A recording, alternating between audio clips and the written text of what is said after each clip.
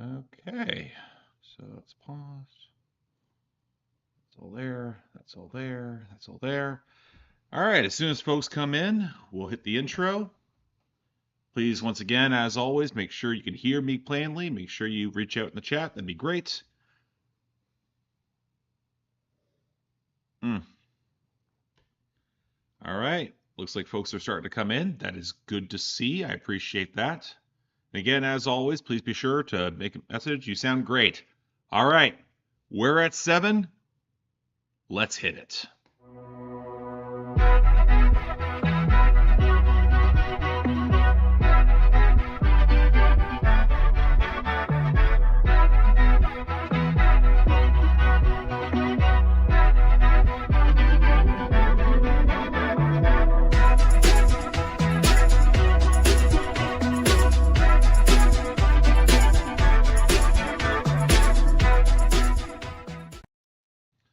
All right, everybody. Welcome to Bandwidth. This is my series. I'm Mark from Spectrum Pulse, where we go through what is most common and what we've most seen on the Billboard. Well, not Billboard, sorry, Bandcamp, and the newest arrivals that would otherwise I haven't normally got a chance to go through at length. Occasionally I do, if I'm lucky enough to have caught them early, but not in this case. Certainly not for this week. And for this, we're going to have a chance to discuss some of them at length. Maybe we'll chat a little bit on and off. And again, opportunity for some of y'all to participate in our little community that we got here. I got to be honest, like 5 episodes into Bandwidth, it's proceeded beyond my wildest dreams. I'm really happy how well it's turned out. And again, folks look like they're coming in. I'm pretty happy. A little bit of lag. Yeah, I think some of the lag initially happens when it comes with my intro. I think I need to actually adjust my intro a little bit to be slightly lower resolution. It looks like I'm dropping a couple of frames, but I think it's starting to stabilize a little better. Thank God for that. How's everyone doing? I've had one hell of a crazy day, so hopefully things are a little better on your end. And again, first little bit is chatting. I'll take some super chats if they come up. Otherwise, just keeping things chill.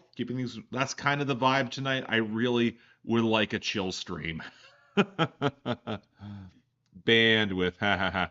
I don't think I've banned anyone from this chat, and that speaks to something. I think that speaks to a community here that's not going to do many things that are ban worthy. Please don't test that. You're gonna actually? Some people are. It looks like a bunch of people are doing other things going on. Let me tell you, folks, for me today was insanely busy, just running errands. I still work a 9 to 5. I had a couple stuff after work that I had to get done. Oh, and I put up my review of Chat Pile's Cool World, their sophomore album. Honestly, personal opinion, I like it more than their debut. I know that might be a little bit contentious, as given that I don't think it's anywhere near as mimetic as their debut, but overall, I think it was really good. Quite happy. All right, first break week for new releases, and then Devin Townsend. Yep. Thoughts on Doom by Bring Me the Horizon from the album That's the Spirit. I have not heard that album in a long ass time. I'd have to go back and revisit it, to be honest. What are your thoughts on new Wicked movie? Are you going to see it? I want to see it. I like Wicked a lot as a musical, even though as a musical, the entire second act has big issues. I don't think it ends particularly strongly because it has the weird function of kind of being a prequel / operating simultaneously as The Wizard of Oz. So I don't always feel that Wicked completely works. I think the first act is insanely strong. But again, the cast looks good. The trailers look way better than they have any right to. So high hopes that the Wicked musical turns out well. I want to see it. Someone requested. I might even review it. We'll see. Thoughts on Deadpool versus Wolverine? Haven't seen it. Thoughts on Godspeed, Yangui XO?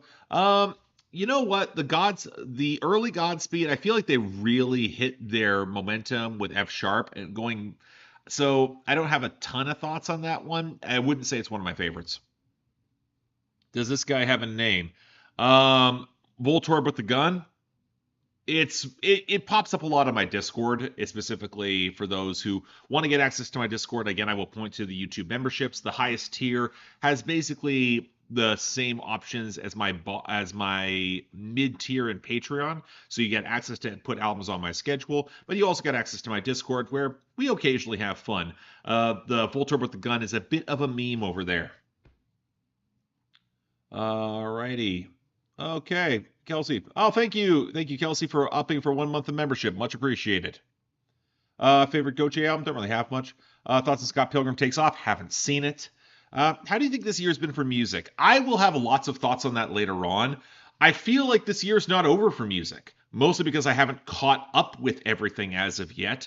And the big thing that circles around with that is we got some major releases announced today. New Tyler the Creator album coming on the 28th, I believe, which is off cycle, but I like that he's dropping it midweek. Gives me a little bit of flexibility there. Also, new Ab Soul coming in November. I mean, I'm excited for that. Like the last Ab Soul album, I think was a little underrated. This one looks a little bit more focused, and that's a big plus for me. Plus, that last Ab Soul album had one of my favorite songs of 2022. As it should be. Voltorb with the gun is great. Yeah, a lot of folks dropping in on Monday instead of Friday. Especially for me as a music critic, I really wish they would go back to Tuesday drops or like Monday, Tuesday drops. It gives you time to discuss things during the week, get something, have a little bit more traction before the weekend. Again, because people don't always watch reviews on the weekend in the same degree. I feel like having stuff a little bit midweek gives us a little bit more traction to work with, and honestly, I wish there was more of it. All right. Can we have an RIP to Liam Payne? Yes, we can. From everything I've seen with that man's situation, it was unfortunate. I feel like he was dealing with a lot of demons, and regardless of whatever may have happened or whatever may have come out around the man, 31 is way too goddamn young. And so, yeah, I can say RIP to that. What do you think is the best year of the Hot 100 from this decade so far? Tough to say, honestly. I'm going to probably have a little bit more to talk about around that coming with the year-end list content around December. We'll see where it all falls. I kind of want to see what winds up on the year-end list for 2024 because I think there's going to be a lot of exclusions that are going to piss some folks off. Yeah, same thing with Ka. Died way too young at 52. That's sad. Ka was an excellent underground rapper. I'm seeing a lot of people now discovering and rediscovering his catalog, which I really like to see. I'm very grateful to see some of that, especially as Ka was such a thoughtful and really gifted lyrical MC. The sort of guy who says a lot without saying much. He's very pointed with his words. There wasn't wasted space in his bars. The one thing I will say about Ka is that he can be a little difficult to approach. His material kind of does not have a curve. You either jump in or you don't. One thing I will say about him though is that, and this is something that does bug me. Good luck finding any of his vinyl now because he sold all his vinyl directly from him as a seller, made cash hand over fist of it. But at the same time, there's been a lot of like scabby resellers who've been really hopping in on that. That's been tremendously disappointing. So again, I hope if you have Ka vinyl, cherish it and don't hop on the resell. That's just ew. That again, I talked about this in my vinyl video essay that I put out earlier this year. If you haven't seen that, please go give it a watch. It's a video I put so much effort into, and I really wish it had done a little better. Okay. Yeah, all right, let's keep going here. Yeah, I'm glad that Ka got to feel love with the last album. And that's something where I honestly feel bad. I listened to Ka's album around the time that it dropped, but that time was just, there was so much crap going on that and nobody requested it on my schedule, so I never got a chance to cover it properly. I would love to cover it properly before the end of the year. That is one of those cases where it's not really a posthumous album. I would be happy to review it if someone puts it on the schedule. I just have so much to get through otherwise. Oh, thank you. Have you heard the new Breaking Benjamin song? That's funny. Because do I look like the kind of person who's going to go seek out Breaking Benjamin? No, thank you. Is Blood on the Leaves by Kanye still in your top 50 songs after all these years? I think the song has aged weirdly. I think the song, for the raw ugliness of what it's trying to approach and Kanye in that moment, I think it is effective. Is it one of my favorites nowadays? No. I don't go back to it much. It's one of those songs I think is aged poorly in context of how Kanye has presented himself around women specifically. I feel that the ugliness of that song kind of reveals itself as really immature with a lot more context. I don't think the song's as good as I set it out to be. And the Nina Simone flip, in all due context, it leaves a really bitter taste in my mouth. Like, I feel like that's really callous the subtextual equivocation he was trying to make there. But in any case, if I would switch that out for something, I'd probably put Elephant by Jason Isbell. And honestly, I should have covered Southeastern at the time, so probably would have been that. Alrighty, let's keep going here. I like your channel, Billboard Breakdown. Thank you, Billboard Breakdown. It can be a pain in the ass sometimes, but it's a good channel. Happy with it. All right. What is the best album from Nick Cave and the Bad Seeds? I don't have a single best. For me, it's somewhere between Skeleton Tree and The Good Son. I could not choose between the two of them.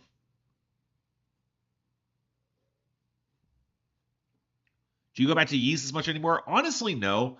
I find that if you go back to Yeezus as an album, it hasn't aged well, especially with me coming to appreciate Death Grips and Clipping and the other noise rap pioneers a lot more. You start realizing that a lot of what Yeezus is doing is a commercial, more accessible gateway album to a lot of what other acts were doing better. And again, I don't buy what Kanye was saying with all the electronic elements that he was that he was doing something different. I know who he was copying from. It's not deep, but Kanye has proven himself to be very much a copier. And again, with Travis Scott's involvement, I gotta be honest, the Travis Scott side of it has kind of tainted the album a little bit for me. But what also goes overlooked is that Yeezus in the middle is flabby as hell. Like, you'll remember the singles, but you won't remember much else. Like, there's chunks of that album that do not hold up at all. Thoughts on The Climb by Miley Cyrus. Bad song. Keep moving. What's your... Okay, why rage music is popular? Mosh pits. Honestly, it's the live show element. I feel like rage music gets a lot out of the live environment. I don't feel it's where the production doesn't have to matter as much. You can get in the pit and really press it out. I'm not going to say like I get it. I feel like there's other more effective music in that vein that can feel more visceral. Rage is not that for me, but if that's what the kids are into, I get what it's trying to do at least. Any thoughts on Slater? Did you hear anything from her album last year? I didn't. I covered Slater years ago, and I honestly didn't have a ton to say about her. I feel like she had a moment that there was a lot of pop and a lot of buzz behind her, and then it kind of went. Maybe it's just me not being as tapped in as I used to be, but I had no real desire to go back to it anyway. I just thought her album that I covered was just okay. Okay. Do you plan on making more retro year end reviews? I'd like to, because they're a lot of fun to do. The research element is great. That's actually one of the things I like researching, going back to eras and sounds, trying to pick out stuff that you would otherwise forget. The problem is they are a ton of work, and the copyright stuff, especially if you wind up with certain acts in certain eras, it becomes a headache and a half, not only to get footage, but to get it through that you can actually play it effectively on YouTube. And the sad fact of it is that it gets harder and harder all the time to get some of that stuff properly. Even when the toughest one I did was 1967, and getting a lot of the footage that was even somewhat decent was a real headache and a half. Did you hear the Kesha Spring Breakers remix? I haven't. I've heard interesting things. I've heard it's really good. But again, I'm avoiding the Charlie XCX Brat remix album. I just don't have any interest in covering it. If folks like it, I'm sure it's a lot of fun, but it's not really for... I know that album... I feel like Brat's aged weirdly this year, especially given some of the memes that have cropped up around it and other fan bases that have been really behind it. I'm less so, but again, it is what it is.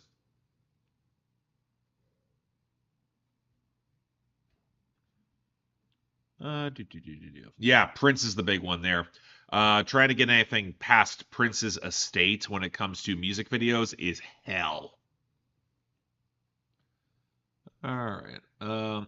Yeah. I was aware of the Milli Vanilli stuff in the UK. I don't know where or why that's going viral, but y'all in the UK should know better than giving Milli Vanilli another chance at stardom. Like, y'all know what happened to them, right? Like, give it like no, no. What are you doing? There's other acts from that turn of the decade time that you can bring back besides Milli Vanilli. Come on. Okay, let's keep going here. Yeah, I have no idea how Mike the Snare managed to get a Prince Deep to Star Dive out either. I'm amazed he managed to find all that footage. He's pretty impressive what he manages to dig up there because I've struggled myself trying to dig across YouTube and find stuff. Do you have any Grammy predictions? It's a two. I know for album of the year, it's a two-horse race between "Hit Me Hard and Soft" by Billie Eilish and "Cowboy Carter" by Beyonce. I kind of think Billie has the edge more because she's promoting singles and they've had longevity on the charts this year and in the popular consciousness. I think Beyonce's doing the promotion without promoting things, as in she's going to rely on critics and industry buzz in order to get like Cowboy Carter in front of more people. And honestly, I think it could really backfire on her. We will have to see there, but does not exactly look great. Midwest Princess should win. I would love for Rise and Fall of Midwest Princess to win, but I don't think it will. Again, it's the sort of thing. It's in a weird eligibility window. I would be really pumped for it to do well, but I feel like the album's buzz is a little. It's a little online focused, and I feel like Chapel Roan is kind of taking herself out of the consideration there, especially given a lot of the stuff she has said around politics, which I think she is right to say, but the establishment voters of the Grammys aren't going to like it. All right. Billie, yeah, she has a little bit. All right, let's keep reading here. I still don't understand how the eligibility window works. It bleeds into I think Chapel Roan might actually be outside of the eligibility window, although she is in the window for Best New Artist. I saw that. She's probably going to run away with that. So I don't know if Rise and Fall of the Midwest Princess is in the eligibility window or it's very close to it. It might just be falling out of it. We'll have to see. Okay. Are you more excited for the worst or best this year? Kind of the best, I think. I think there's more to talk about around the best. The worst songs this year, I think we have a real crop of big stinkers, but not ones that make me like as angry as previous years. We'll get into them when we get to them, but there's more bad music this year than I think people have been paying attention to. And yeah, we'll get into that a little later. Probably a few more questions here, and then we'll hop into our listening. New Franz Ferdinand album. I'm excited for that. Always Ascending was really fun. It's been a long time since we got New Franz Ferdinand. I'd be down to hear whatever they put out. I actually think it was a huge step up from 2023. Tough to gauge, honestly. I think the best songs are. You know what? I can't even say that. I think the best songs this year are going to be fun in terms of where they fall out. I think for a lot of people who are more pop focused, I think they're going to find this year a lot better. But if they only operate off of the year end list for 2024, I think there's going to be a rude awakening on how many songs will have missed the cut because of Billboard's nonsense cutoff time. What are your thoughts on K-Flight? Don't know nor care. What's another 90s year end chart you like to look at into the future? There's a couple. I'd love to do 97. 97 looks like it would be a lot of fun. 97 or 99, because 99 is such a weird year on the cusp of the decade turning over. That would be a lot of fun. It's also not as sleepy as like 2000 or 2001. All right. Billboard is on meth. You know what? The sad thing with Billboard is that they value their awards ceremony and the traffic that comes off of that more than they value their own history. In my opinion, that's a big mistake, but I'm not running Billboard. I don't think I should be, honestly, because I think I can't stress to you how difficult the jobs of assembling those charts are, especially with the resources that they have. It's not just a matter of pulling one set of analytics. It's also balancing it and balancing the competing interests of the music industry that all really want to have a piece of what gets the most attention at the most times. Okay.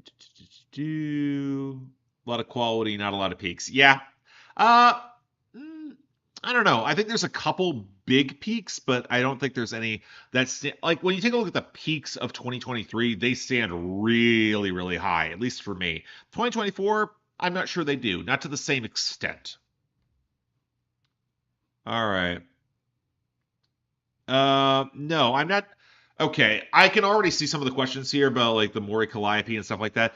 I'm not interested. Again, I probably would veto it if it wound up on my schedule. And I want to make this abundantly clear. This is why I don't do the reaction streams the same, and I have some explicit control about what gets shows up on these streams. Because I'm not looking to punch down. I'm not looking to get engaged into what is very obviously rage bait. Y'all should know better than that by now. So this is not, don't try to bait me into that. It's not cool. And with that, I feel like we're going to start this because I want to get to actually some stuff. It might be a little bit of a shorter episode tonight. Fingers crossed. Okay, so we're going to get things started here. We have started off, we got some low-end activist. All right, let's take a look at what we got here. This is an electronic artist. This could be interesting. I don't know a lot about this. Apparently, it's going to be a little bit more grim and dark. Let's actually go to the album. I kind of want to see what it's like. Tags here, we're dealing with some grime, some dub, some electronic music. That's interesting. The song is called Just a Number, institutionalized. I think it's institutionalized. Yes, it is. Let's give it a listen.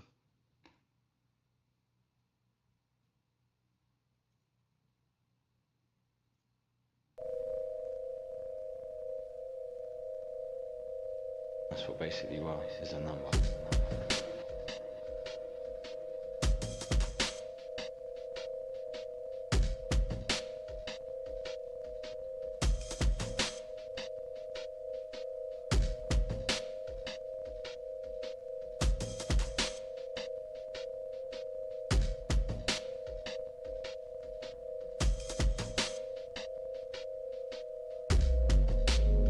Ooh.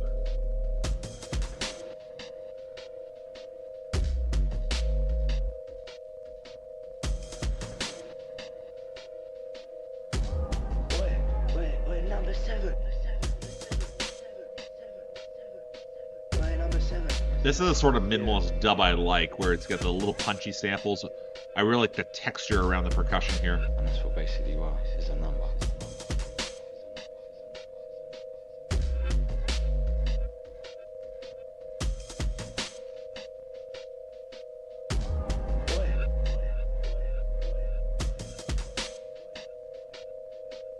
Number seven. Yeah.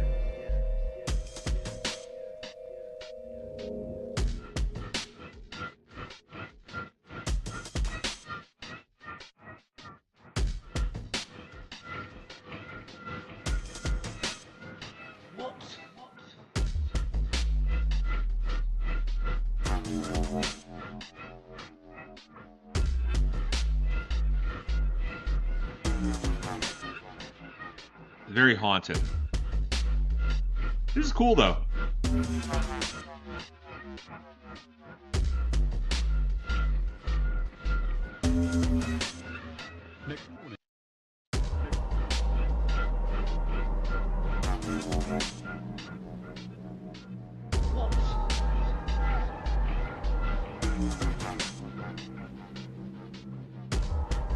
I do get a bit of a late 90s vibe, Nick. I can hear some of that.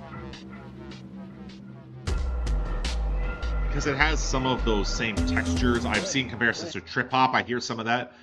Except it's a little bit more spare. Like, this is beyond like the very ambient edges of that 90s electronic scene. A little bit of drone as well.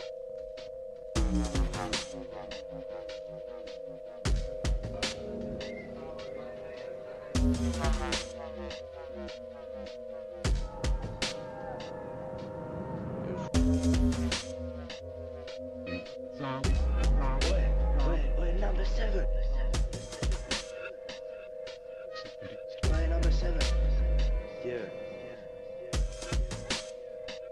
All right. What?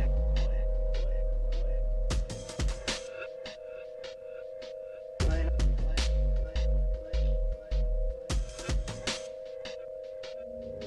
Mine. Yeah.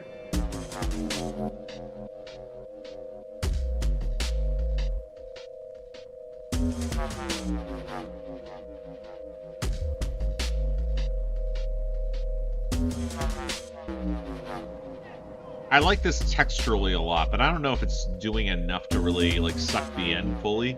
It kind of is setting a very, it's got a really good atmosphere, but I'm not sure it's doing more.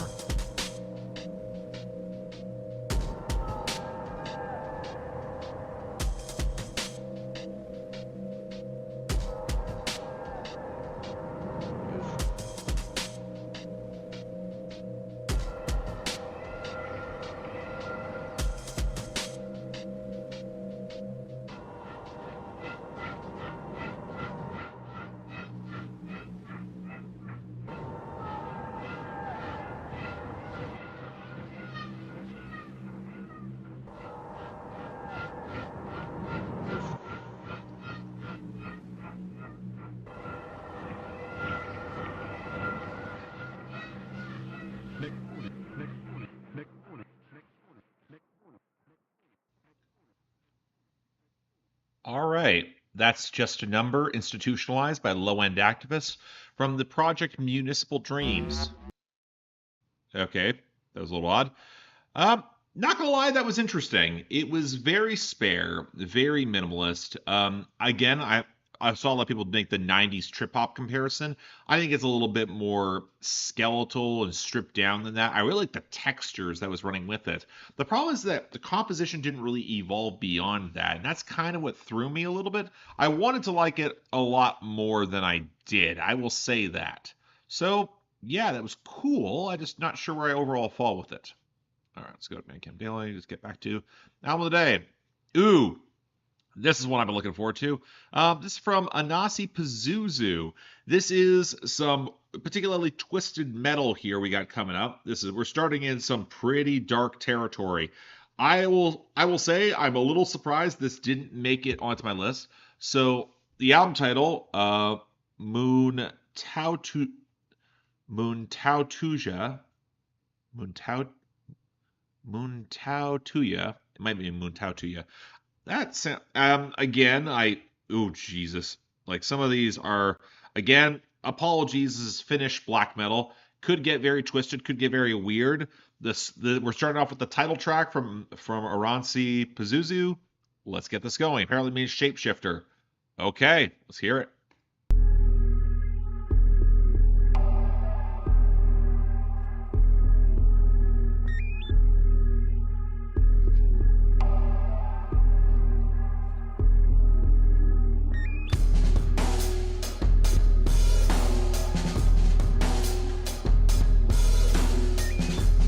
Ooh, that's dark.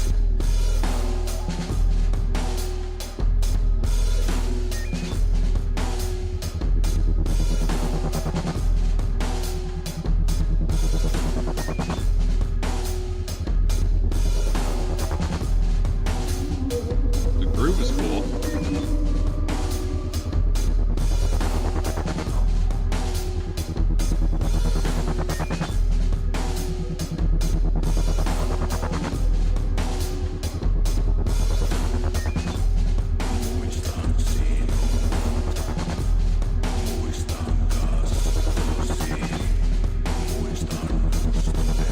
This is odd.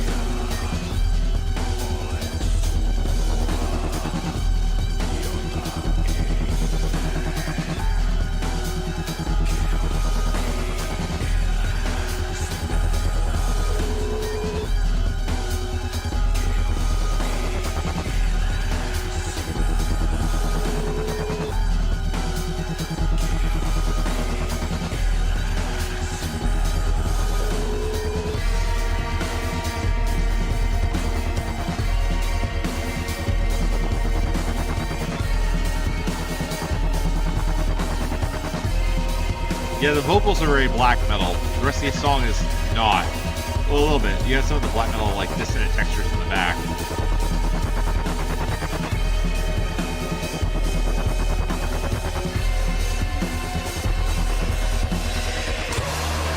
There we go.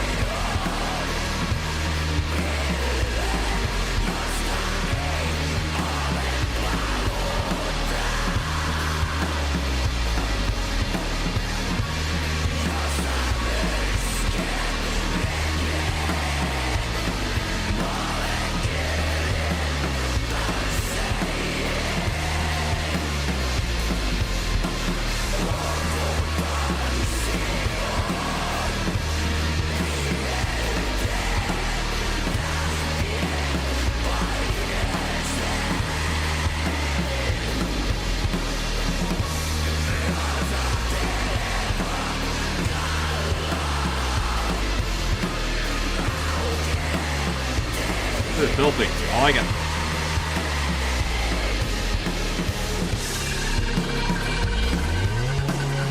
Ooh.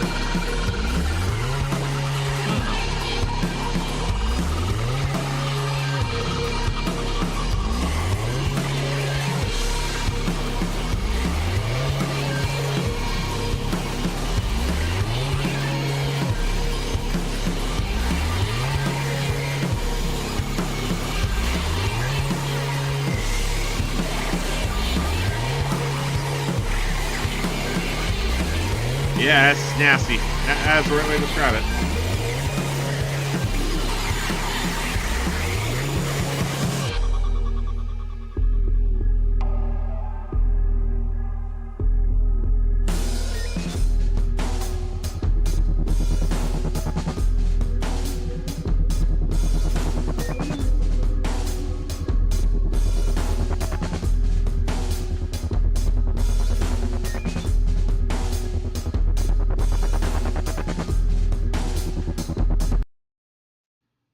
All right, that was Moon Tautuya, the title track from Oranssi Pazuzu. Okay, that was interesting. I'll admit that I've kind of struggled with this band to get into them as deeply as I would have liked. I think the build-up was really nifty. I think the glitch and quasi-industrial elements were really nice. I like how they actually kind of work with the vocals more than I thought they would. I kind of feel like the metal part was, once you got a handle on the drop, you kind of wish that the metal part felt a little bit more visceral to better blend with the glitch that they were trying to layer onto it. The fact that it ebbed away on the back half, I think the song kind of lost me a little bit in the final third, because you had a drive, you had a build-up, you had all those dissonance, and while the dissonance increased, the muscle of the song didn't. I feel like a song like this needs a little bit more like groove, a little bit more force in the low end to really connect for me. It's not bad by any means. I think it's interesting, but I don't know. That, when you combine the fact that it doesn't have any lyrics, I'm kind of okay. It didn't get requested given how overloaded my schedule is as it is, but that was nifty. That was certainly nifty. All right, let's keep moving here. Album of the day. This one, the 13th Floor Elevators. This is actually a compilation album, so we're going to wind up skipping it, as per usual. Next, we have from Black Ends. I don't know who these... apparently, Gunk Pop. Okay. I'm going to go to the album here, because I want to understand... Oh, that is a choice for a Bandcamp page. Experimental rock, gunk pop, post-punk out of Seattle. The song that we have here is called She Speaks of Love. It could be interesting. I'm not against this. Let's give it a shot.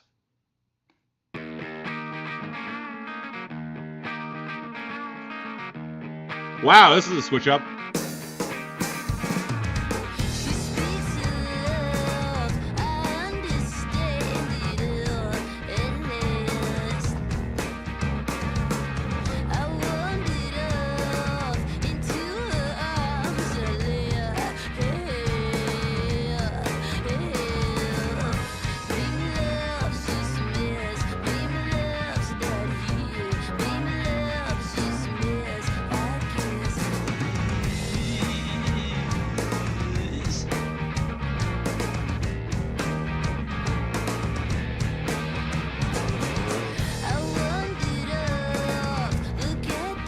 I feel like this is being sold as more interesting and weird than it is.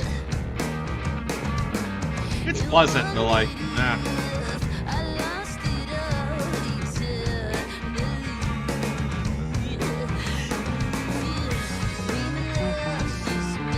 Bassline's really nice.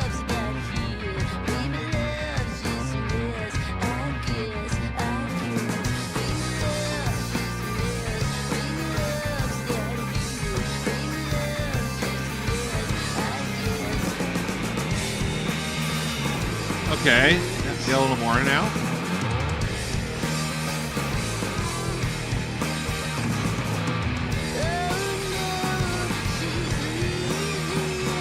Interesting.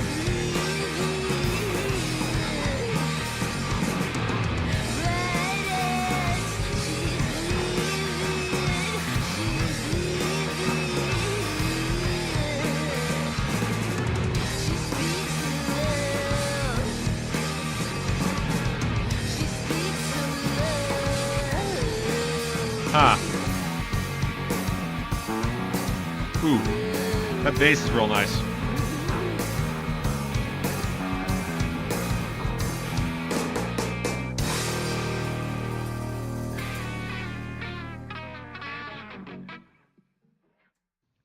That was She Speaks of Love by Black Ends from the album Psychotic Spew.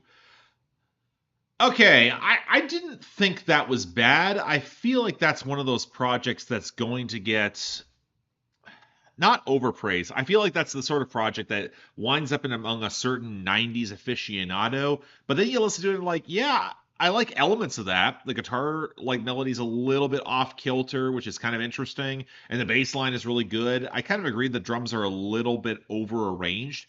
I think the vocals are what kind of lose me. Because a lot of people are doing the Gwen Stefani approach, but here's the thing with Gwen Stefani. She had a poise and a glamour to her, even at her most punk side, that this doesn't have. This is clearly trying to wallow a little bit, and I don't like the slurring. Like, I feel like you should have a little bit better diction when you make that kind of song. That just didn't do it for me. I mean, it was okay, but I wasn't wowed, and again, I kind of wanted to be wowed. It happens. All right, we got something a lot much better. We have from Elucid, from his new album Revelator, one half of Armand Hammer. We got a new song coming. I'm actually very happy this is out. I'm not the biggest Elucid fan. I will say that. Like, in comparison with Billy Woods, Elucid's probably not someone I'm going to jump to or like chase after. But at the same time, I am curious. He's grown on me more with time. The song is called The World is Dog. That's from Elucid. The album is called Revelator. Let's give it a listen.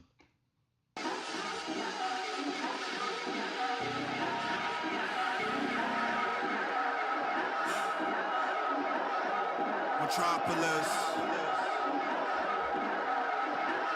inverse, overlord, skyscape, fang pipe, dog breath, short leash, big fight, from this height, at this speed, downhill, careening, hands off, it's just happening, hands off, it's just happening. I can feel it before you say it. I'm not psychic, but I'm reading. I receive it, then I weigh it. Doesn't live or die. Always about to hang up. Who gon' tell me why? Still inside. Honey child who dare disturb the hive. Trust none. Fear all. Small world. Devolve. Jaws that grind, teeth that tear. Shit that bind, spit out. Ribs came spared. Yeah, I'm a whole new nigga. Skin, eyes, hair. New bitch, new triggers. Who goes there? Where's a pit? There's a plague. A quick trip to glory if you slip. We on the way, my nigga. We came for everything, my nigga. Chaos hour, shadow play. Hammers hang on loop. I'm chewing at the bit. Heart the That is a more kinetic beat than I would expect for Elucid. Don't know, don't care, get out my way. I'm in the garden pouring. For everyone who came before me, voided, razor walking, bridge to nowhere fast. Yeah, this is odd. Can't clock the kill, all the mystery, force past will, eating everyone eventually. Can't clock the kill, all the mystery, force past will, eating everyone eventually. Really? Can't clock the kills, all the mystery, force past will, eating everyone eventually. The world is dog.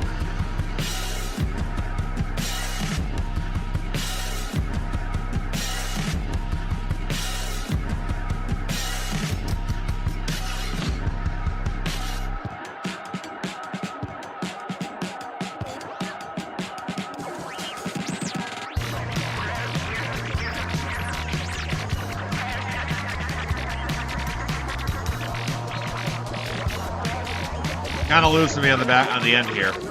I don't like the blubbery pieces that come out around. It's almost like breakbeat.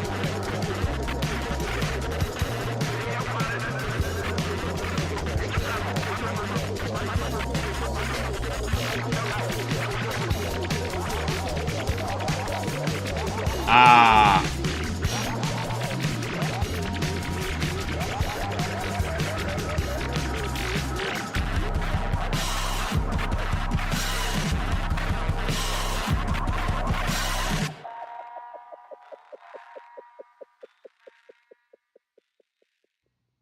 That was The World is Dog by Elucid from the album Revelator.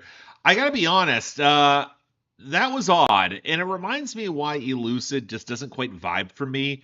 I think the choice of the production is interesting. It kind of gave me a bit of a breakbeat vibe, especially near the end, where given how they chopped up in that little squitter of a vocal sample, it was certainly percussive. It had way more momentum than I expected from Elucid.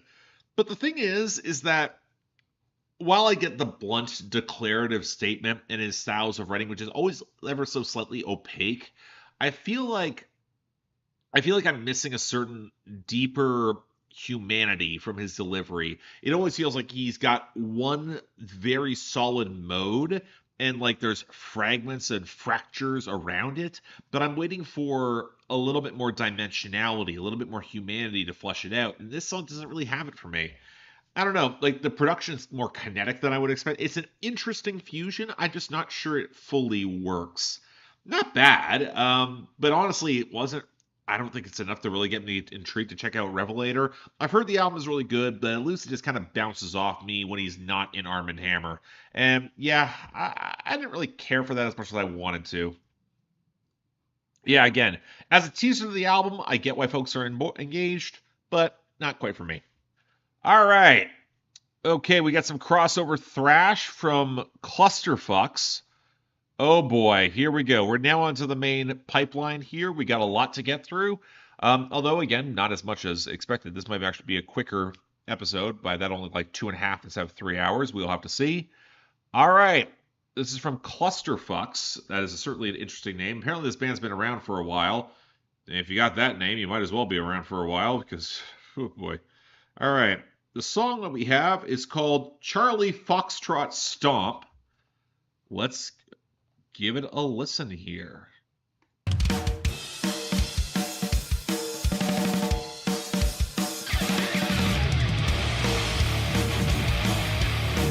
Oh, there we go.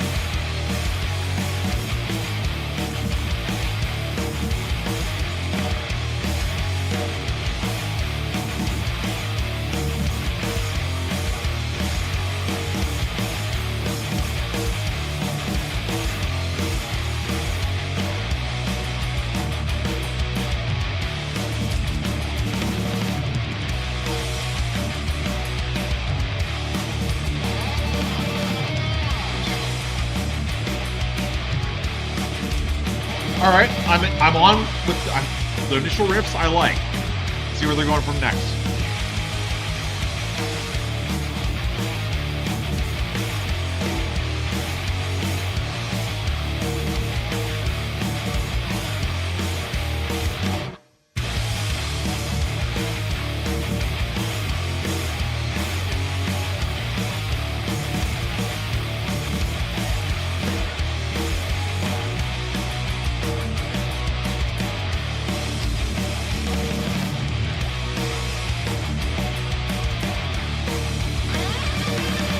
Ooh, solo. Well, he almost had a solo there. Nice.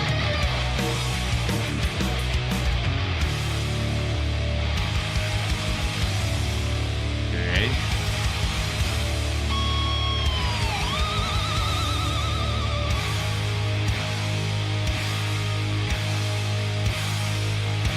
Oh no, did we just get the intro?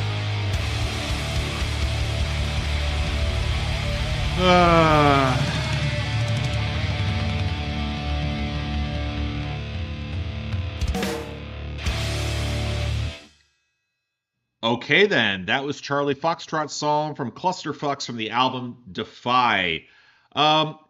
cool. I kind of hate when bands do this, when they just put their first song as the Bandcamp teaser. I mean, I'm certainly intrigued, but we didn't get any vocals there. We got teasing that there was going to be guitar solo. It sounded cool, but like you didn't do anything more with it. It was like 2 minutes long. I mean, it was good. Like it sounded well produced. Like they had a good melody there. The riffs were solid. I feel like we were shortchanged an interesting shot to go deeper. Again, you got a fragment there, but again, it kind of like flatlined at the end, and that was disappointing. That should be better than it is. All right, let's keep moving. From Folke Nikor, that's what we got now. Apparently, this is more like some like a Swedish folk. Okay, shading everything from krautrock to black metal. Oh boy, the album is called Melodianian, and the song is "Oh Dear Lord." I'm gonna read this off my phone because okay. Dijksgravner Ningar. I'm not saying that again because I'm fairly certain I got that wrong. All right, let's give this a listen.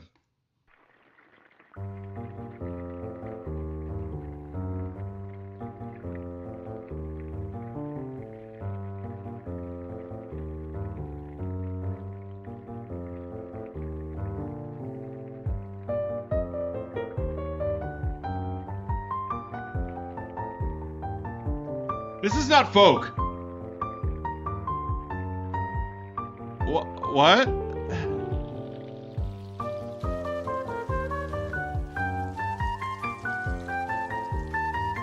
Surprise jazz?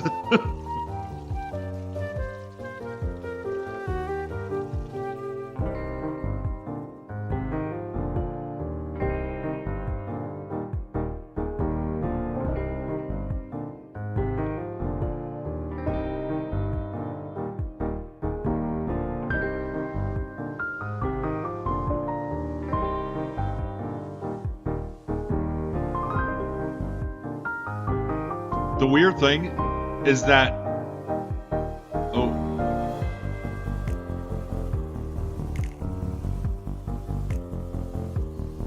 oh god, this is actually really good. Oh.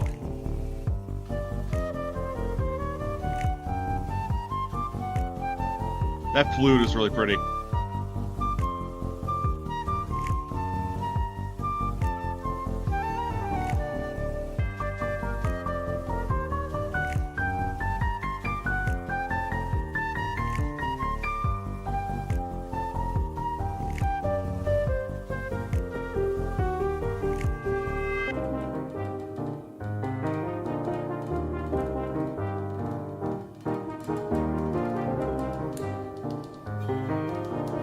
Okay.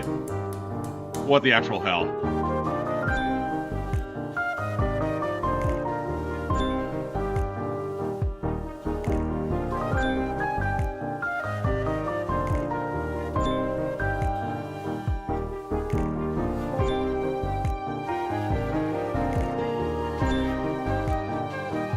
Wow.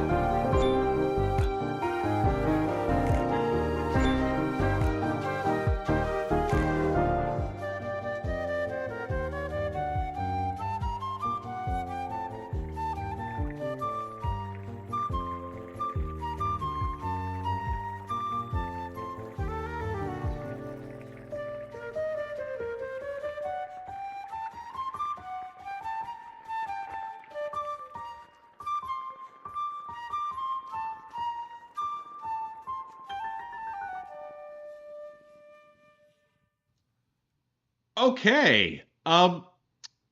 Okay. All right. Apologies again to anybody in where is this from? I believe it's from somewhere. Sweden. All right. So I'm going to try to pronounce the song's name again. Dijksgravningar from the album Molodienien from Folk Nicanor. That was great. Yeah, like again, it was sold as something that I totally did not expect. That's not how it was advertised. Like that just came to like a slice of really smooth, nice folk-inflected instrumental jazz. I love the flutes. I thought the piano line was great. I thought the progression was phenomenal. Melodically, that was robust. Like, that was impressively good. Yeah, it was kind of the vibes were immaculate. Like again, it was a little low key. Like it's definitely the sort of thing that many would call like elevator music. I've heard some of that, but again, I thought that was really nice. That was really neat. I don't know how to properly describe it. I feel like I got a bit of a bait and switch, but again, I'm okay with what I got. That was really cool. I don't know how to process it much, but yeah, again, really cool. If you're into this with something that I guarantee I bungled that pronunciation, give it a shot. Yeah. All right. Next up from Sophie Thatcher. Apparently she's from Yellow Jackets. She's got an EP produced by Adam McDaniel, who's behind Wednesday and Angel Olsen. All right, you got quite the pedigree here. The song is called "Pivot and Scrape," the title track of this EP. All right, I'm interested. Give it a listen.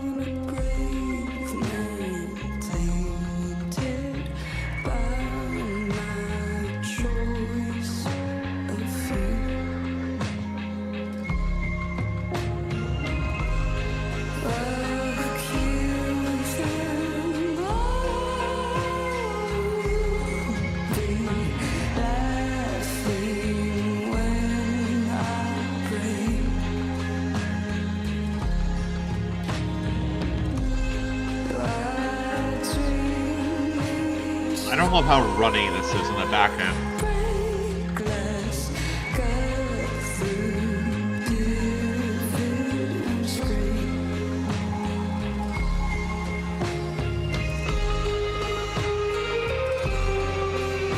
Nice little chiming guitar phrase there. That's cool.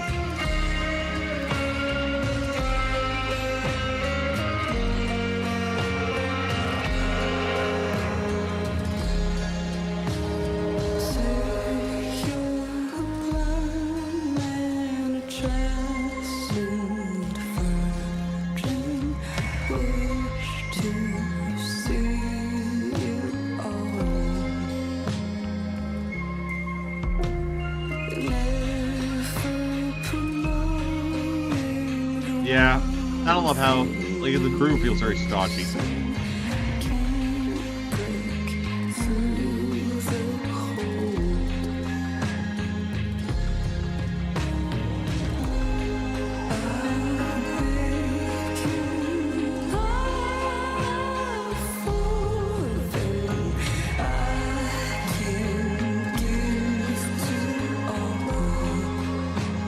Yeah, it's pleasant, but I don't know what it's doing here.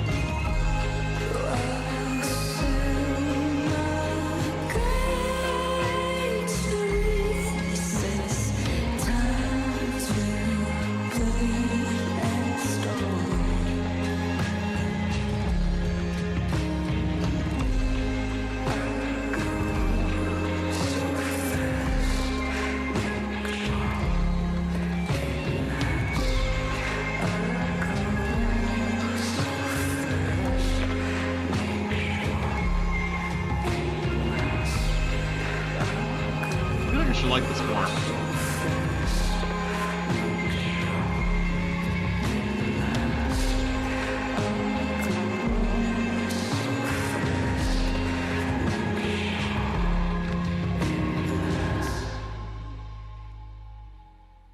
Okay, that was interesting. That was Pivot and Scrape, the title track of the EP from Sophie Thatcher. I feel like I should like that. Like, I feel like it was honestly, my big critique of it is that it sounded really runny. Like it sounded like a lot of the textures within it were just kind of like slovenly, like drippy around in the background. I feel like the groove was really slow. I think the vocals were pretty, but not exactly well accentuated. I feel like, and again, I couldn't get much out of the content because I didn't think her diction was very good either. Yeah, it'll do well on an indie playlist, but I found it kind of whatever. Like it should have stuck out more, and that one just didn't. I mean, to each their own. I think it was all right, but I'm not going to remember it. Again, like there is, I would agree, an emotional nerve is there, but it does feel sloppy. All right, let's keep moving here. Next up from, oh Jesus, what is with the names tonight? Kaise Assar with the album Echoes of the Unseen. Okay, this could be interesting. So apparently about this guy, these are reinterpretations of contemporary Afghan and Indian classical music from a specific Afghanistan national instrument. The song's pretty short. It's called Basking in Morning Light Part 2. I'm curious what we could get here. This could be outside of my wheelhouse. Let's give it a listen.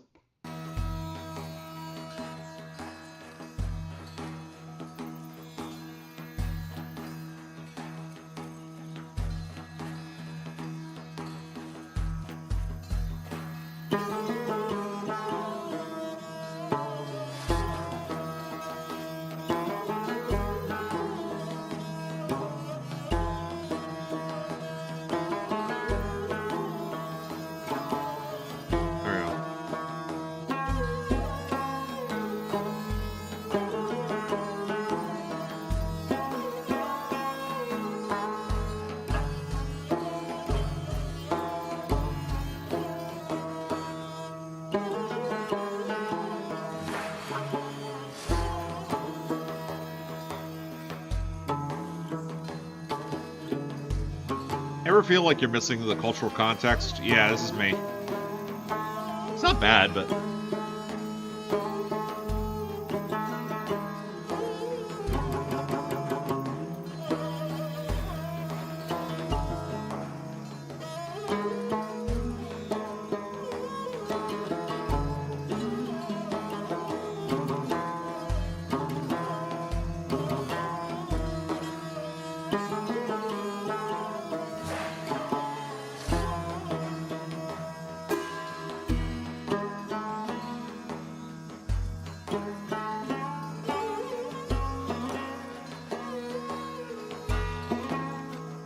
There's something to this I kind of like.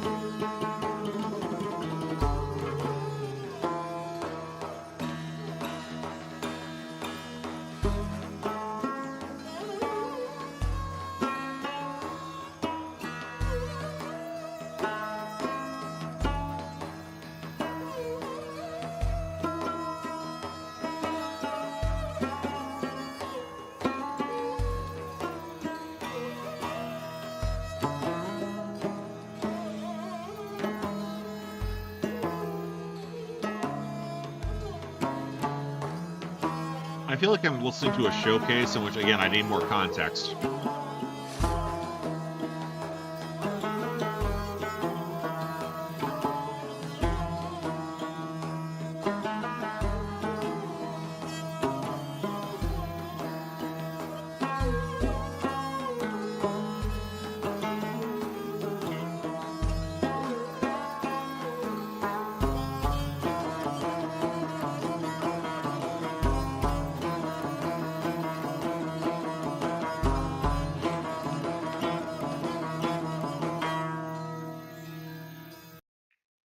Okay, that's from Kaise Assar. Again, if I mispronounce this, I apologize. This is not. I feel like the names tonight have really been pushing me. From the album Echoes of the Unseen, the song is called "Basking in Morning Light Part 2." I don't want to say that's bad, as I don't think it is. I just don't think I get the context of the culture that would show the resonance and the difficulty of the instrument that is on display. There is some interesting interplay between what sounds like a couple of different instruments that are trying to clash off each other, like the lower, thicker twang alongside some of the higher I'd say, Indian-inspired instrument. Again, this is my level of cultural ignorance on this. I do think it's interesting, though. The melodic call and response, I think, was intriguing, but it kind of just did that consistently. It didn't really evolve beyond it. Again, it's one of those things where I appreciate the view into it. I thought it was well produced. It certainly sounded very organic. It certainly sounded very warm. I just feel like there's a larger context of the artist and the performance of which I might not fully have. Certainly intriguing, just maybe not for me. I can accept that. All right. So, yeah, some of the nature sounds I think were not. They may have been appropriate for the song's theme and overall idea, but I'm not sure they added much. All right, let's keep moving. Next up, we have from Momi. This is from the album Momi 001. All right. Apparently, this is like some kind of like a little bit like a shoegaze dream pop vibe. The song is called Spring in Reverse. Apparently, it's a little bit of a longer one. Let's give it a shot.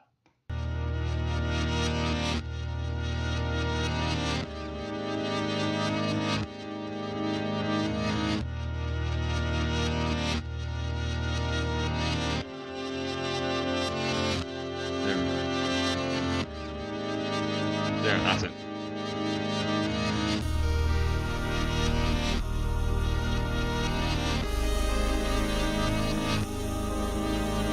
That's very fizzy.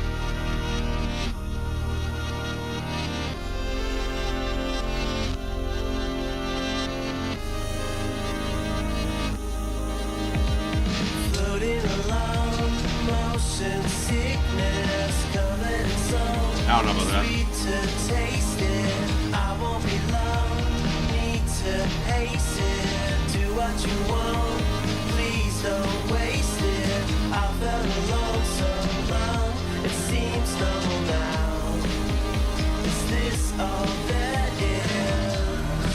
Yeah. Very boyish vocals. Not sure I like those that much.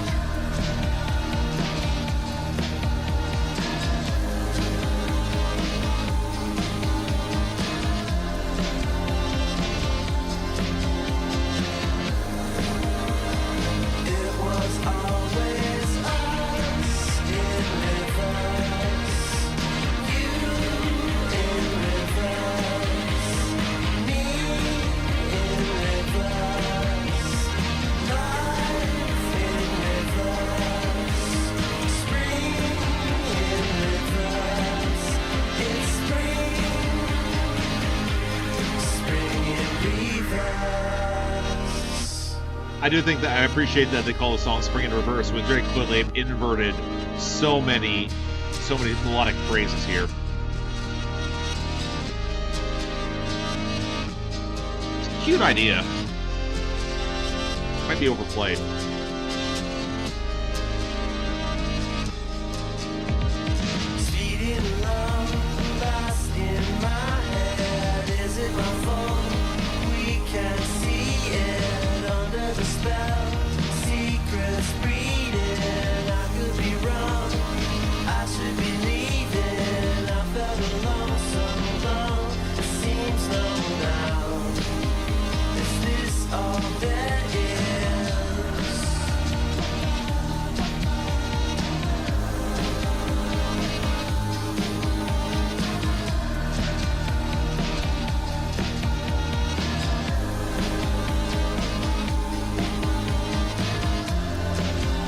Yeah, I don't know. I think it's the vocals that kind of kill this one for me. It was always us in reverse. You in reverse. Me in reverse. It's loud. I would agree with that.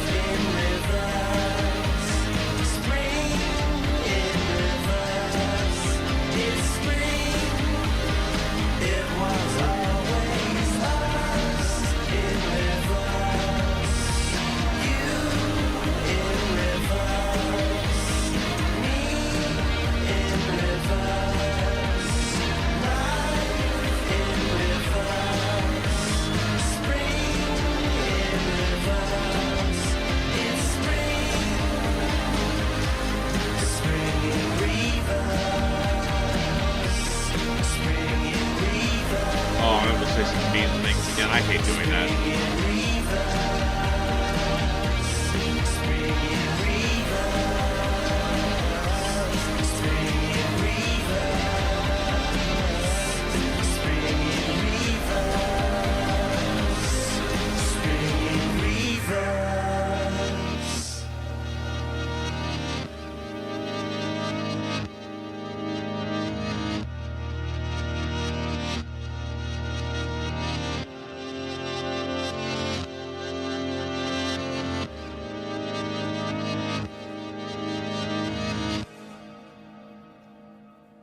That was Spring in Reverse from Momi from the album Momi 001.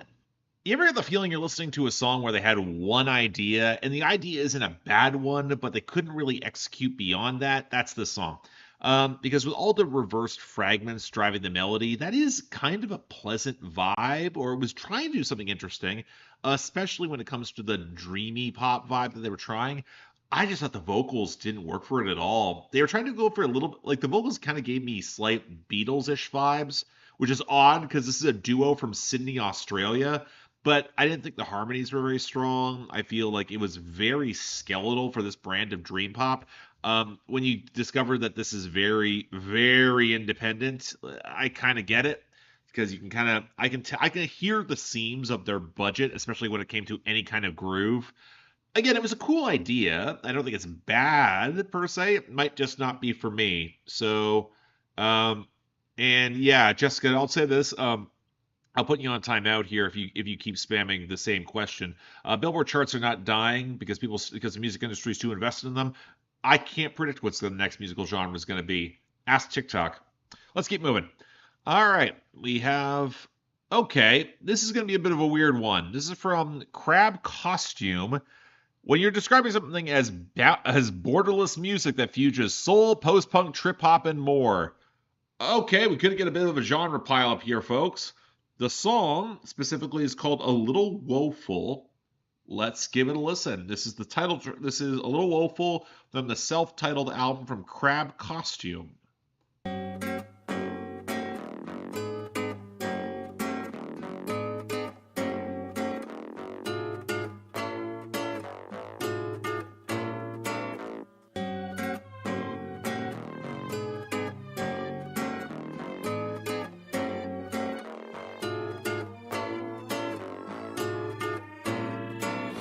Other people's lives in a working cafe. Horror movie drugs, apocalyptic delay. That's a vocal choice. English breakfast on a half-wit's decay.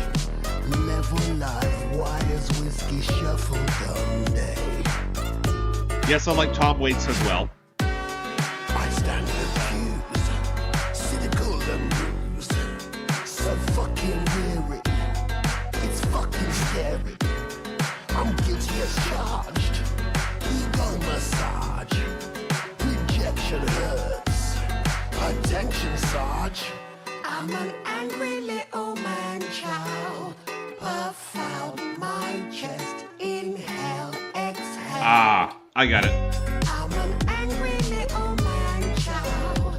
Good, bad, not evil. Just a little woeful, woeful, woeful. Dirty scoundrels prosper, poor folks fade away. Pyramids were built by the slaves anyway. The devil was an angel, so the Bible says let's pray. Great vengeance, furious fire will burn the poor away. I stand accused, cynical and bruised. So fucking weary, it's fucking scary. I'm guilty as charged.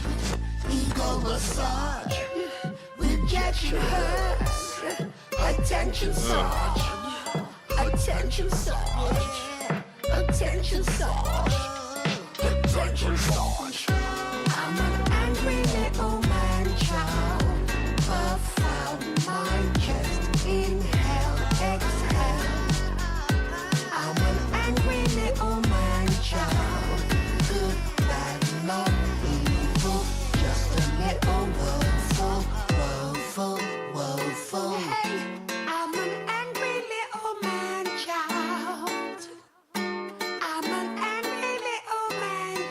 I kind of hate the guitar, not gonna lie. I'm an angry little man child.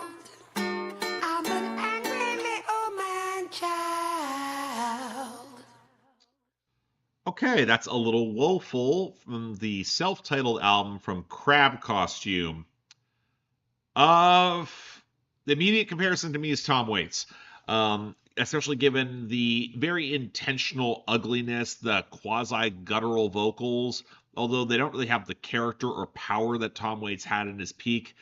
This was a choice. There's a lot of choices being made there. I really did not like the main guitar line being so bright and prominent in the mix. The vocals were very intentionally taunting. It was very clearly the ugliness was supposed to clash. The dissonance was supposed to provoke a reaction. But I think the reaction was expected to be more revulsion than a lot of folks going, huh? Oh, okay. A lot of choices were being made there. Like, I didn't think it was bad. I think it was, because that will be someone's thing. Like, I guarantee that if you convince somebody that that was made from somebody from Black Midi, I guarantee some people would be defending it on Rate Your Music right now. You know I'm right. The unfortunate thing, though, I just didn't think it was very good. Like that drop in the measure, like going into the pre-chorus, I found very distracting. How they tried to switch up the time signature a little bit, it didn't work. Yeah, it was trying to be a little goofy, but it's also trying to take itself a little seriously, but also being like ironic about it. It ain't for me. I will say that. We'll just keep moving. All right. Next up, we have, okay, this is from Hemlock Ernst and Icky Reels. Hemlock Ernst, for those of you who don't know, is the name of the project from the frontman of Future Islands. So this could be pretty interesting. And we got some hip-hop coming. Well, it's been a while since there's hip-hop. The song is called Raised in the South. That could be interesting. Let's give it a listen.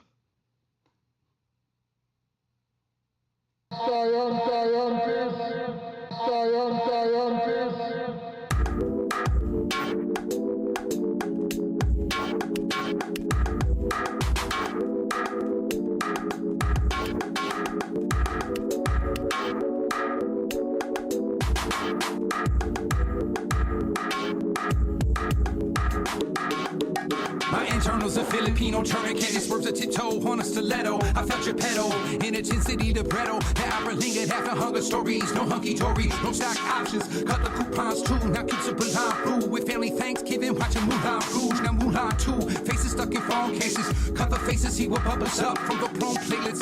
Apis in the axis, aggravated by a home tactics. Paying paper taxes out of pocket. How to stay active, stuffed it in the mattress. I regression in a new depression. Somewhere in the jungle, grandmama chicken hunting. Wild rice with the stuffing. Life in adjournment. Price and the size of the serpent. Price of the rice and interment. Temporary jakes at arraignment. Coca-Cola signs in the snake pit. For your enjoyment, they crack a cold classic. Oh, pacifist employment. America's new servants.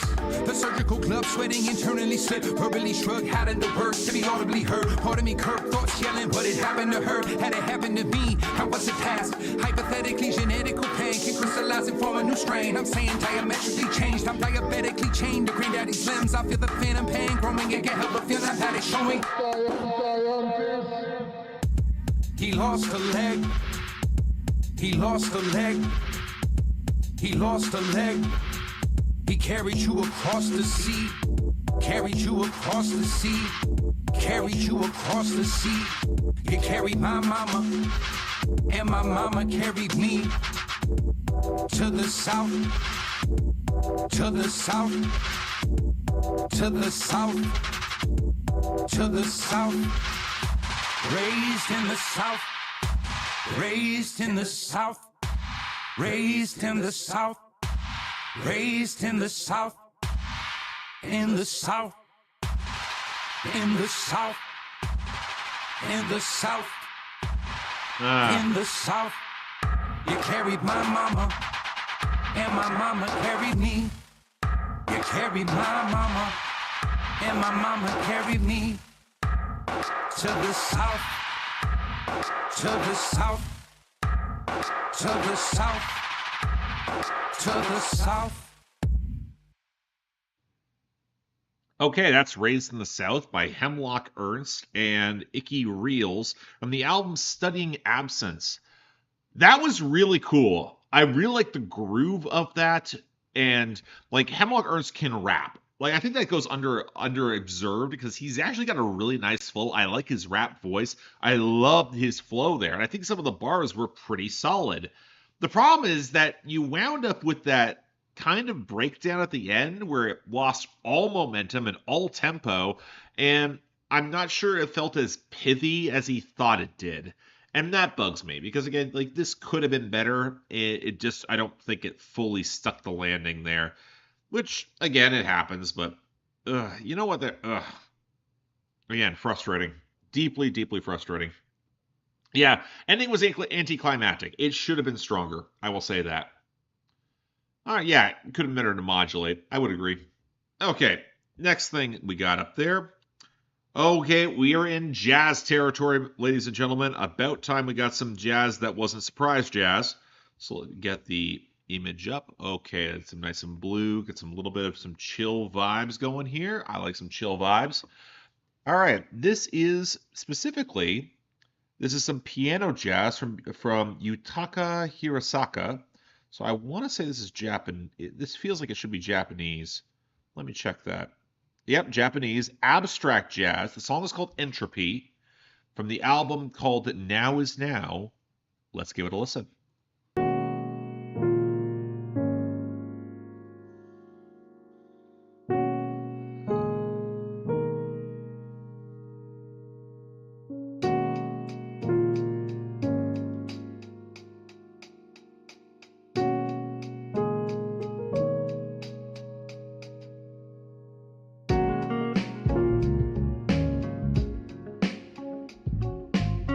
Ooh.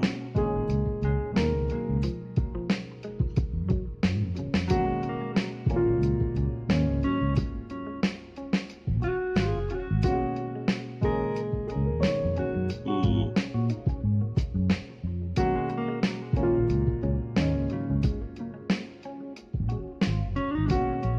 This feels like jazz with a little bit of like that city pop sheen in the groove. Very, very restrained. It's subtle, but it's there.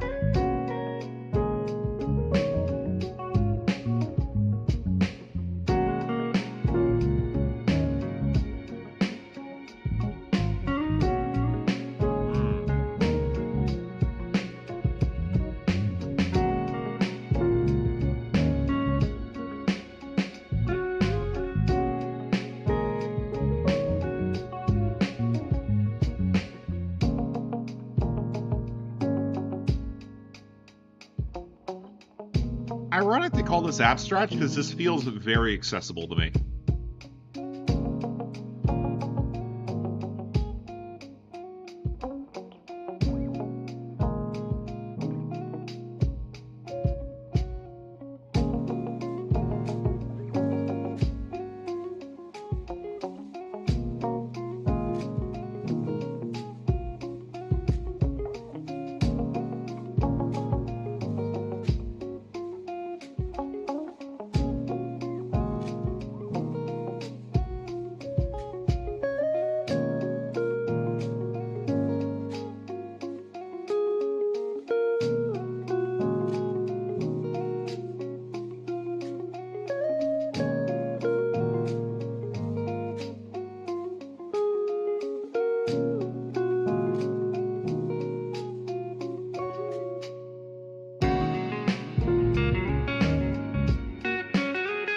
The guitar is really, really nice. Like, way better than it has any right to be.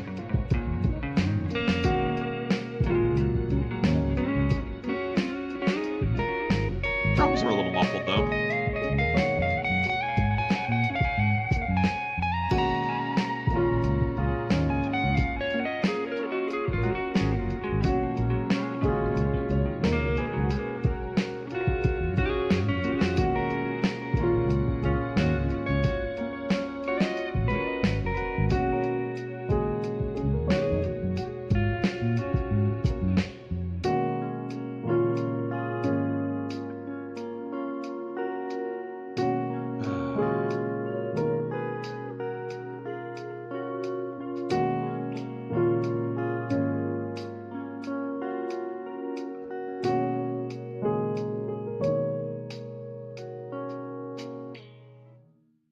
All right, that was from Utaka Hirasaka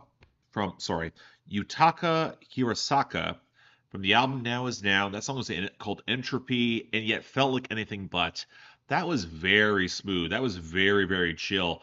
Uh, Again, when it comes to that brand of piano jazz, I'm not sure how abstract it felt. I honestly did not feel abstract at all. It felt very smooth, very accessible.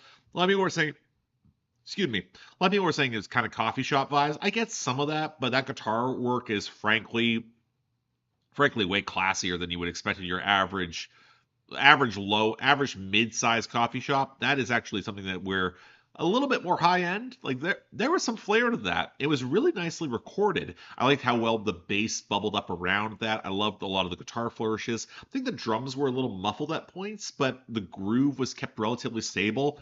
That was really, really pleasant. I'm not going to say it was mind-blowing or anything, but that was nice. That was very nice. Yeah, I'd certainly go back to that. All right, so next up what we have here, that's from Couch Slut. It is a anniversary reissue. We're skipping it.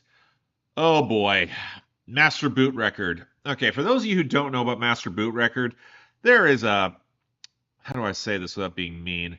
Master Boot Record has I always had a little bit of an odd reaction to this because I saw a lot of his stuff show up on, like, whenever I would do my Bandcamp searches, and especially for black metal, Master Boot Record showed up a lot, to the point where I would listen to a couple of songs. I'm like, okay, that's the recommendation we're getting. I'm not going back to that.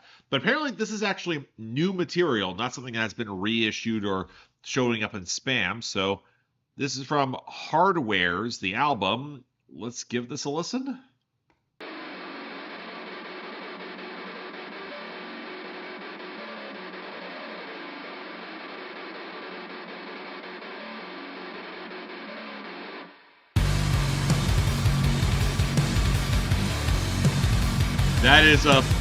That is certainly a program beat.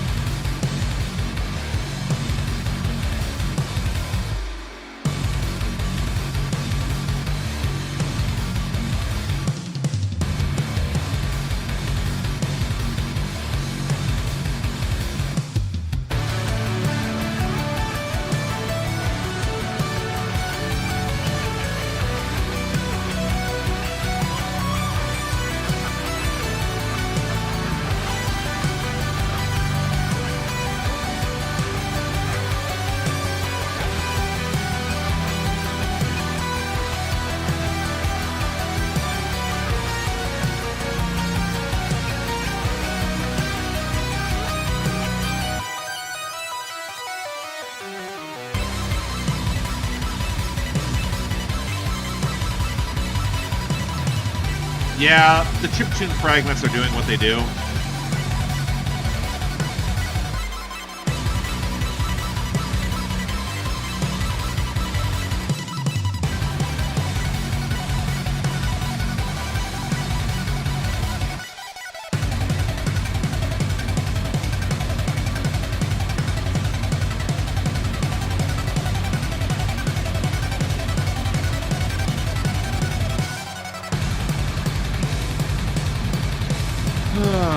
I really wish it was more tuneful.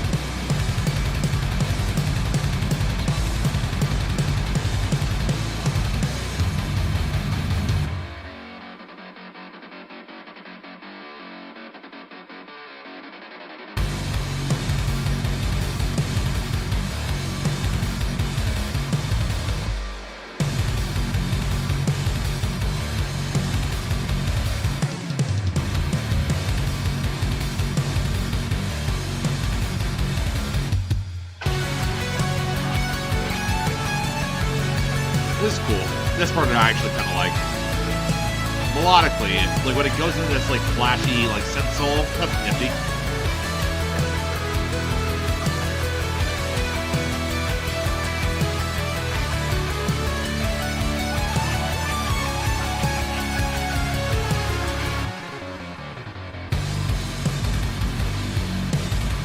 Yeah, that riff got stale.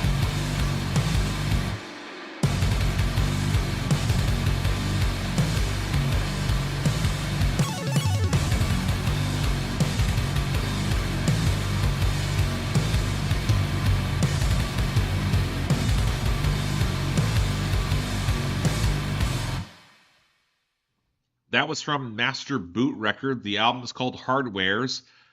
If y'all like video game music, there you go. Listen, I don't game the way I used to. And like I don't want to show, you know what? That's not unfair. That's unfair. I don't want to put that on gamers because Master Boot Record has a formula. This is what he does. The beats feel very programmed. I don't buy the groove much at all. It feels very, very surface level. It feels like once you lock into that programmed drum beat, you get the occasional big flashes of synth that are actually kind of pretty. But then the song will go into various stages of breakdown that honestly I didn't find all that impressive. You got much of the chiptune stuff. And you know what? To a certain audience, it'll work. I am not in that audience. To me, it comes across as kind of gimmicky.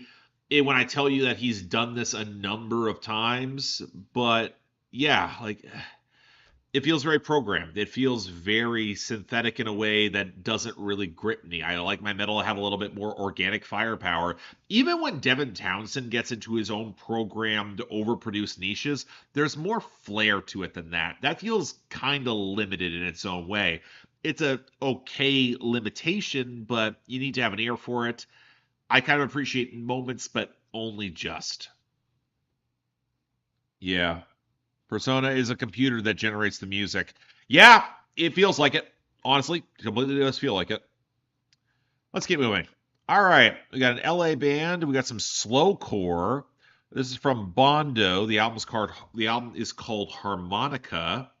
I'm not familiar with these people. The song is called Triple Double. Okay, this could be interesting. Again, we got a triple double. That's a basketball reference. Let's give this a listen.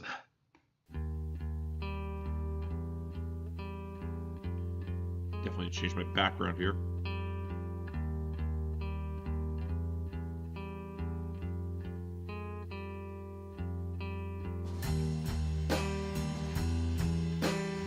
Oh, organic drums, how I missed you.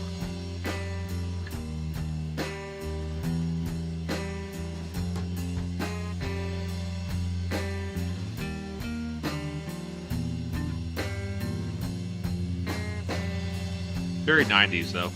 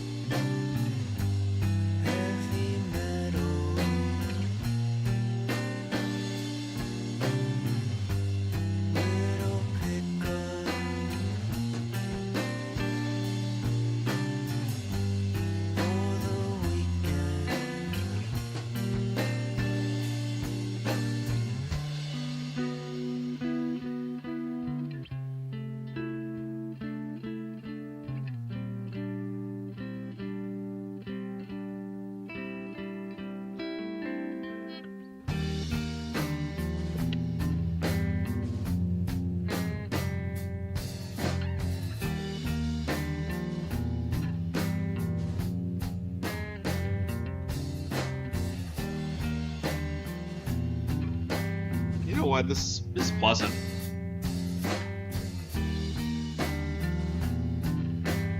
The drums kind of feel a little canned, but not in a bad way. Nice food.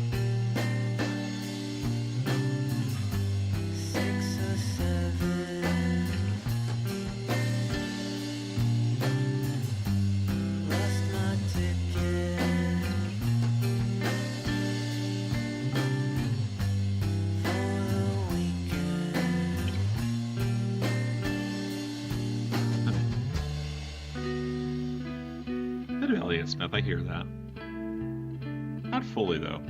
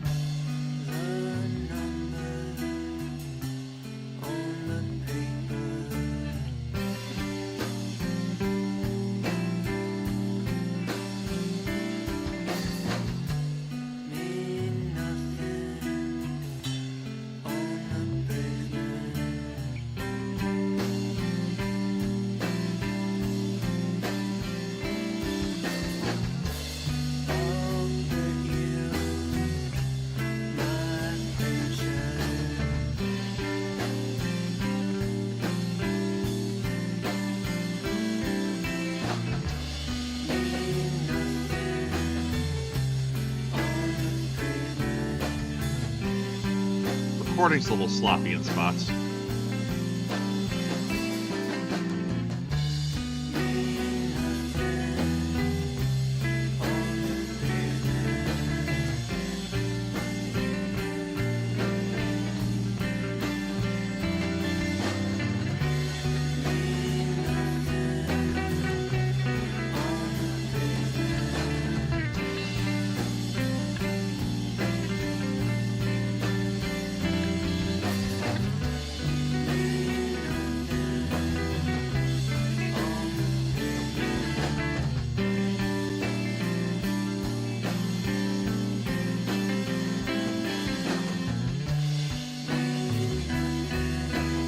Vocals do not do us many favors.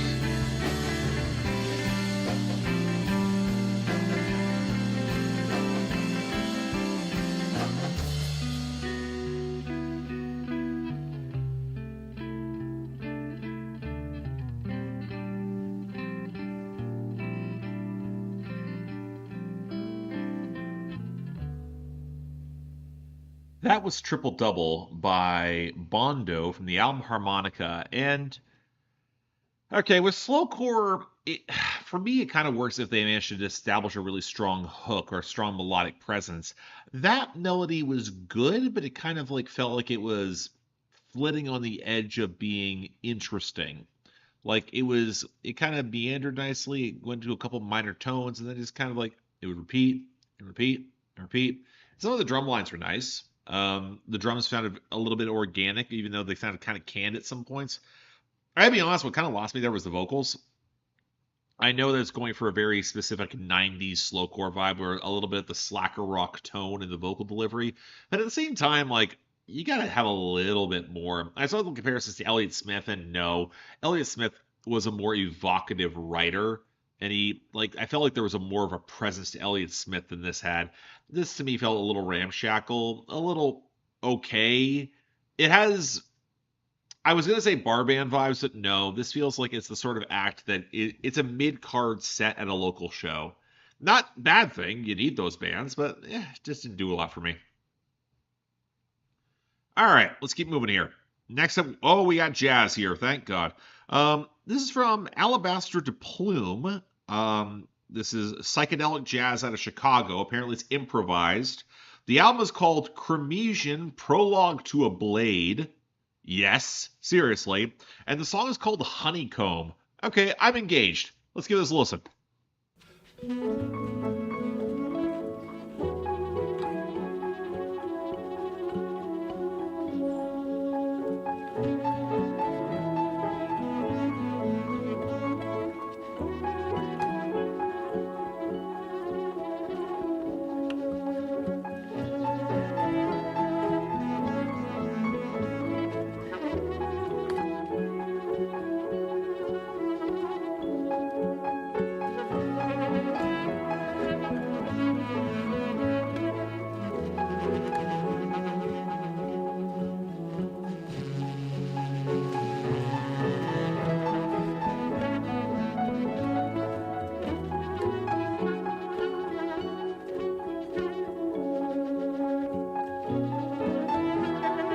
It doesn't sound like a flute. It is woodwinds alongside the piano. I'm trying to figure out what the instrument is.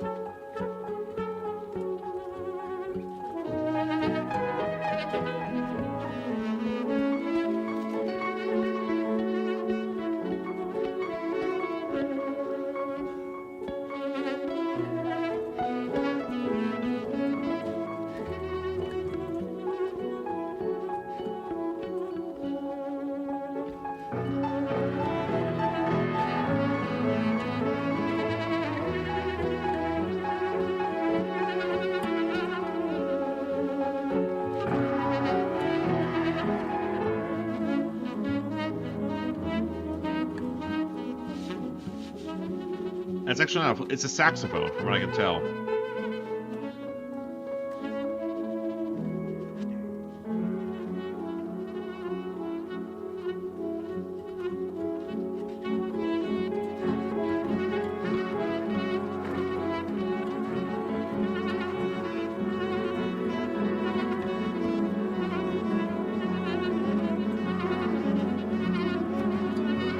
describing it as depressing might be fair too, honestly, because we'll get into why at the end.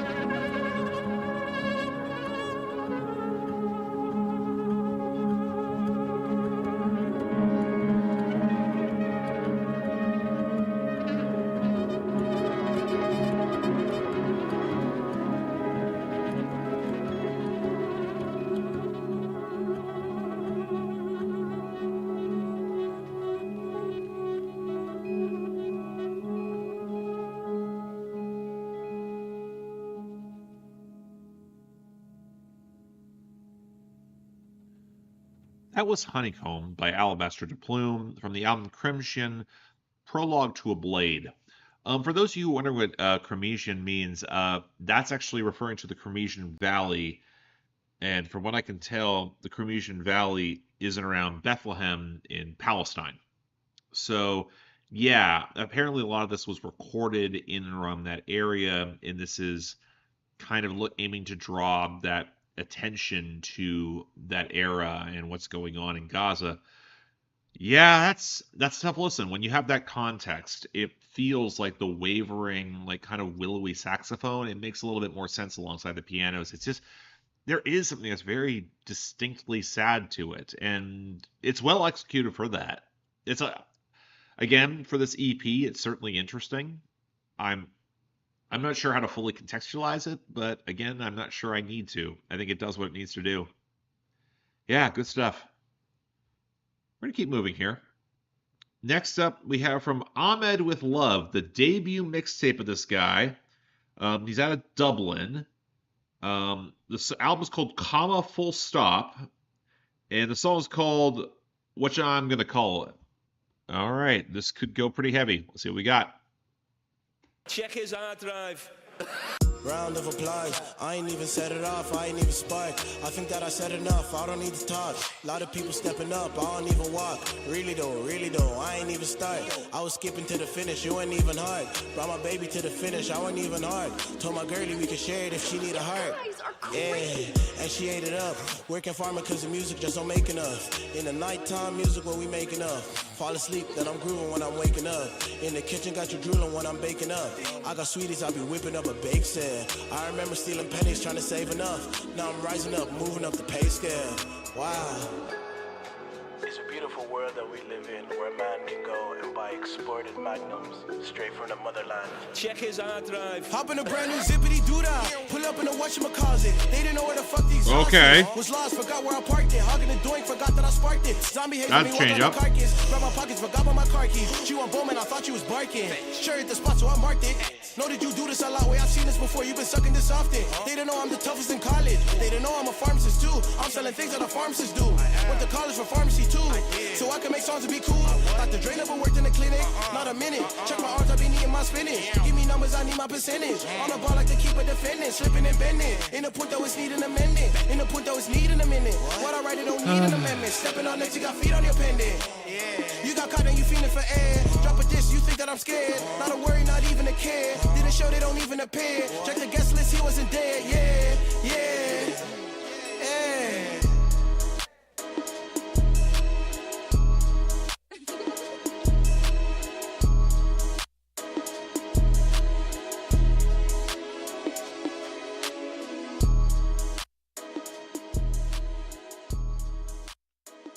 Yeah, I dig it too. This is from whatchamacallit, from Ahed with Love, from his debut mixtape, Comma Full Stop. Yeah, you know what? That was all right. I feel like the switch up was a little abortive. I also feel like the content wasn't gripping me, especially when you could tell that this is very much of, I'm trying to tell you a little bit about myself. I'm working a full-time job. I'm emphasizing that alongside anybody can get it. I appreciate the energy. It just feels a little, I don't know. I don't think it landed the way I think he was thinking it would. Overall, it was fine. I just felt like, could be a bit better.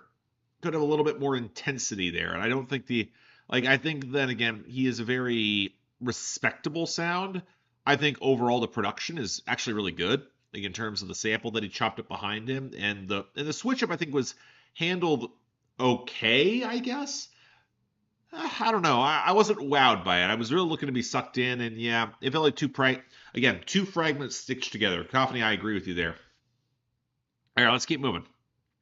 All right, from Paul White.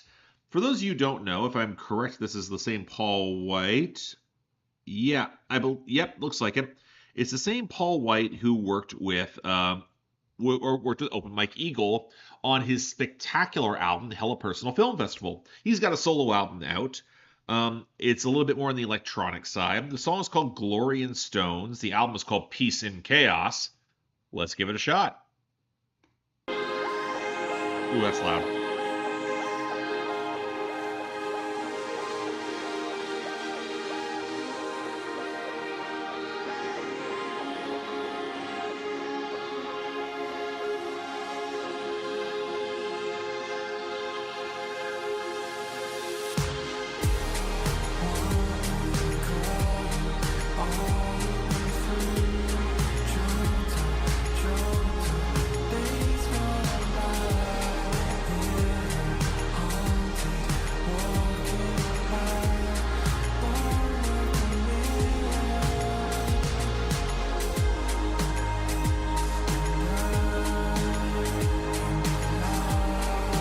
Oh, this is really nice. I like this a lot.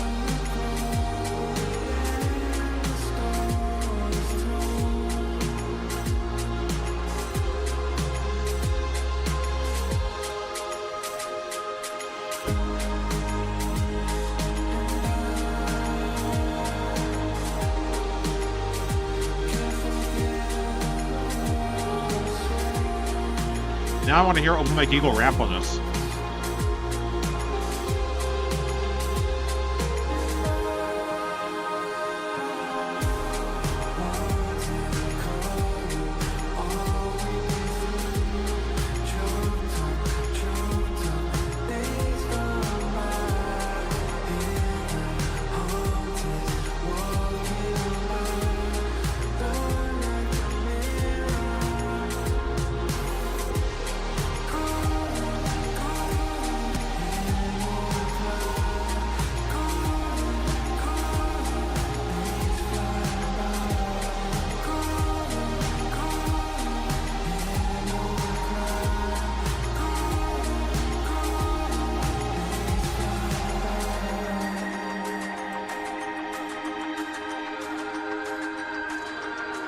Oh, this is blissful. I like this a lot.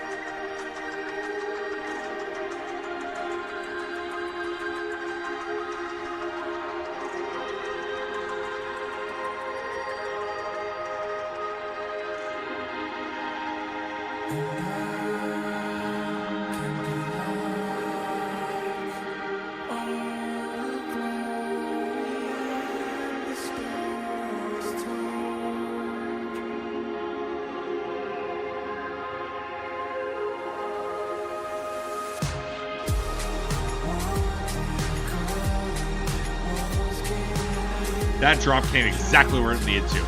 Excellent timing. Great pacing. I like this a lot.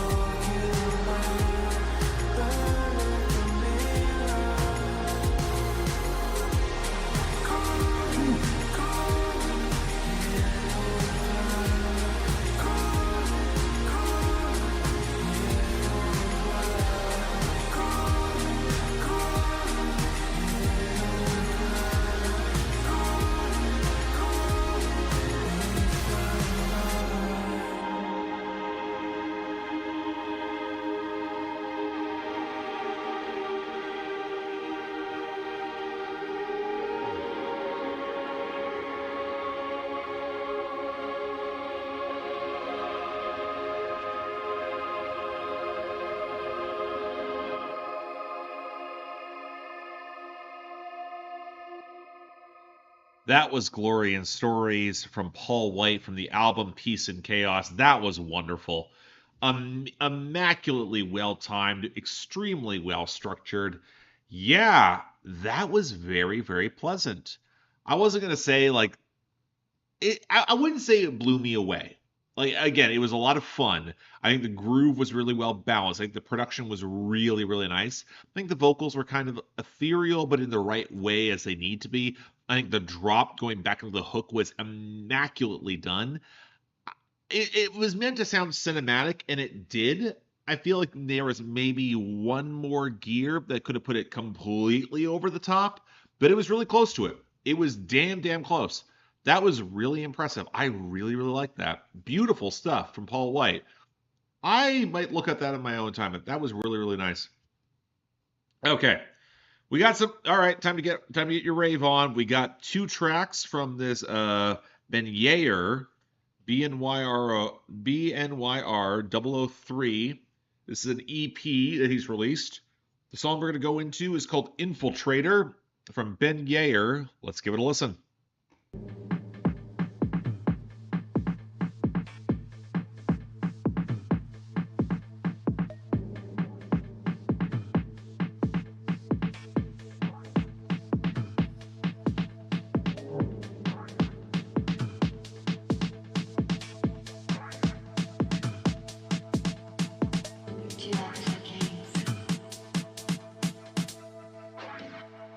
Good. So let's get it.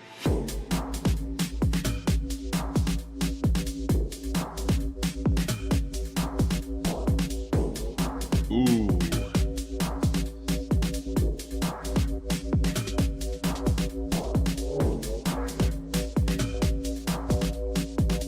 Definitely techno, but there's more going on to this than I expected.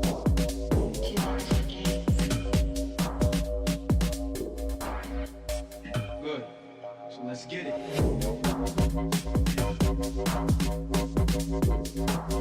Yeah, a little bit of dubstep to that. But not in a way that's like in your face. It's just a solid wub.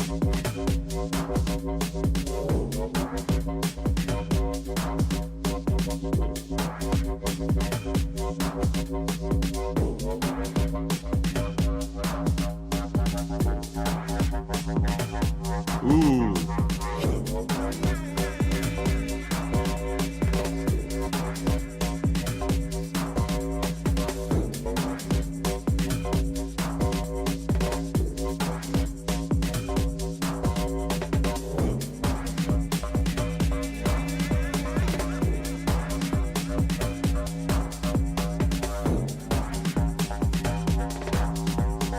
Really nice texture there.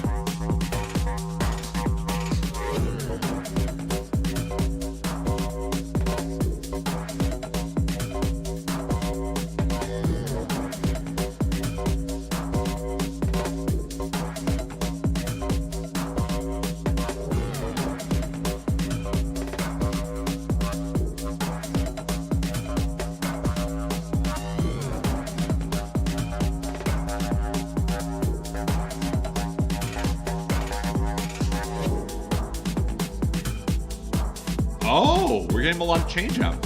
Kind of.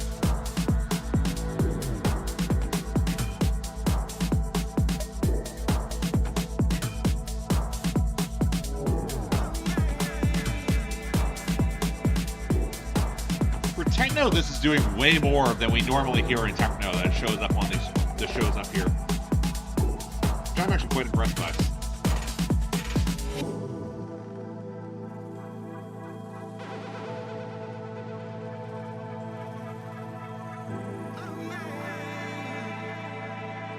Yeah, this is nice. This is surprisingly nice.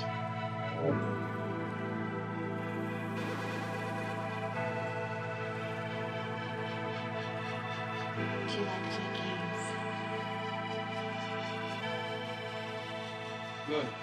So let's get it. There we go. Yes, nailed the drop.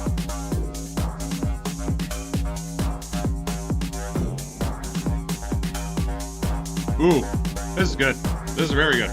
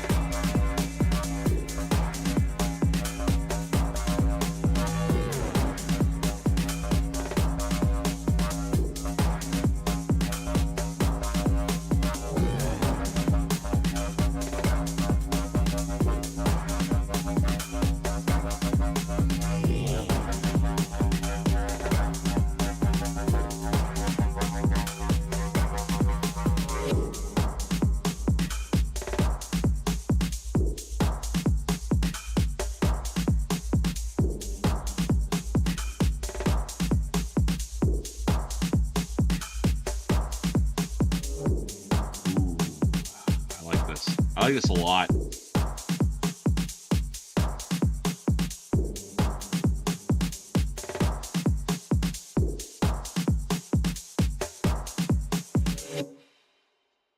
That was Infiltrator from Ben Yair from the EP BNYR 003.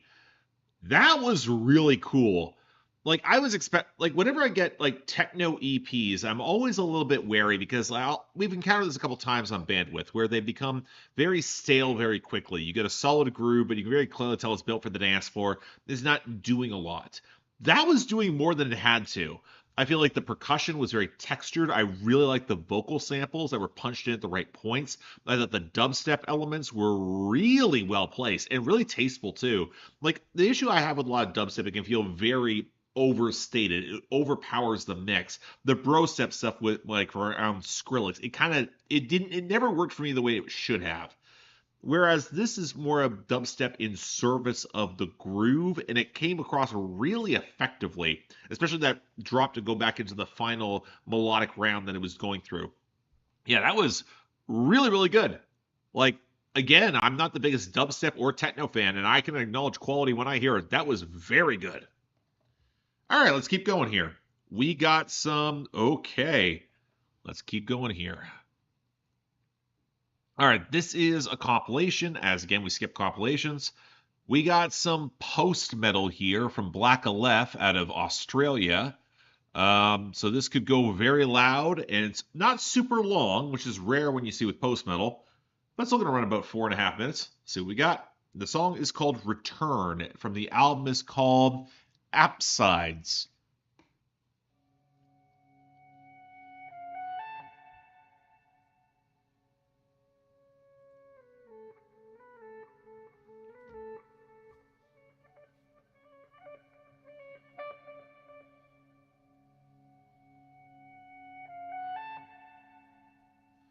This wasn't what I was expecting.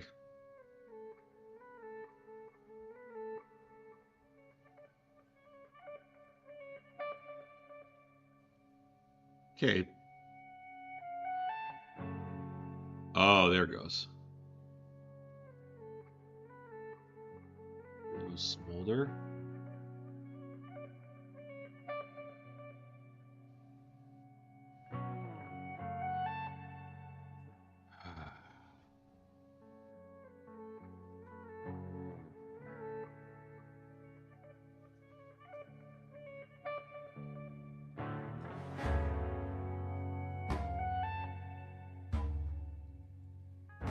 It's really taking its time getting going here.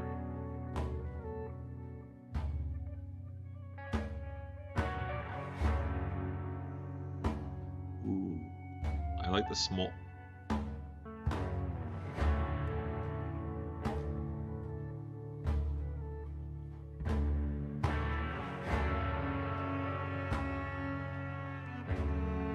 Ooh.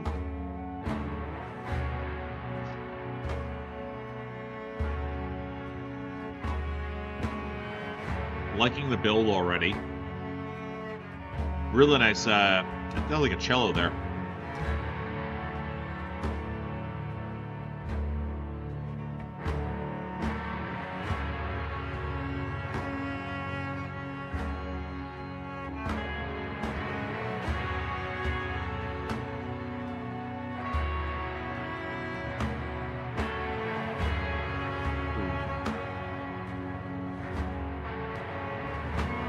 Smolder going.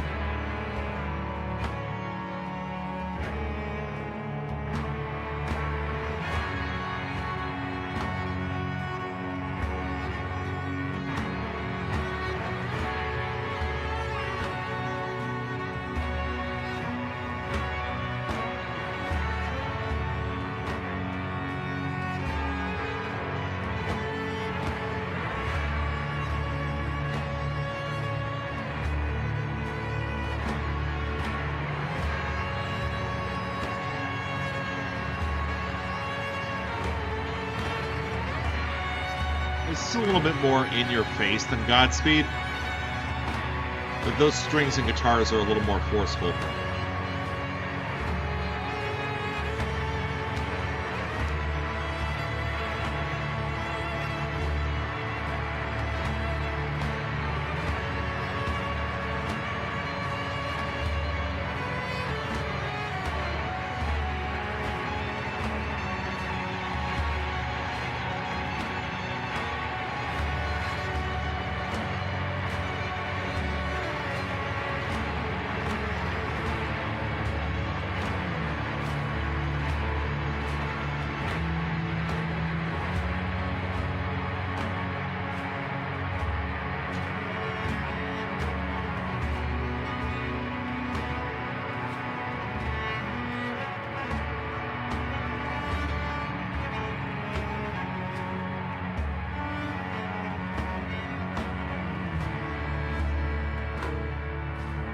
Smolder is nice.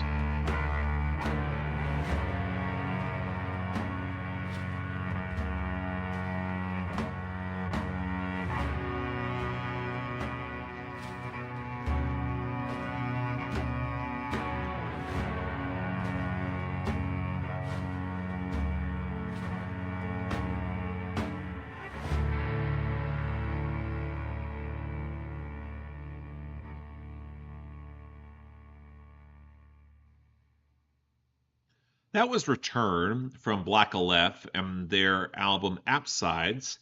I feel like that was setting up to be more than it should be. Like I saw Cacophony saying this is a bit of like intro track syndrome. Yeah, like you know what? It's not really an intro track. It's actually buried midway in the track list. I feel like the crescendo built well. I feel like I really liked how the guitar Smolder balanced out with the cello. But I feel like it was kind of aching for that next blast that never really came. It is heavier. It was certainly impressive. And I thought the melodic interplay was nice. It just feels like it built to like mid-gear but never shifted into high.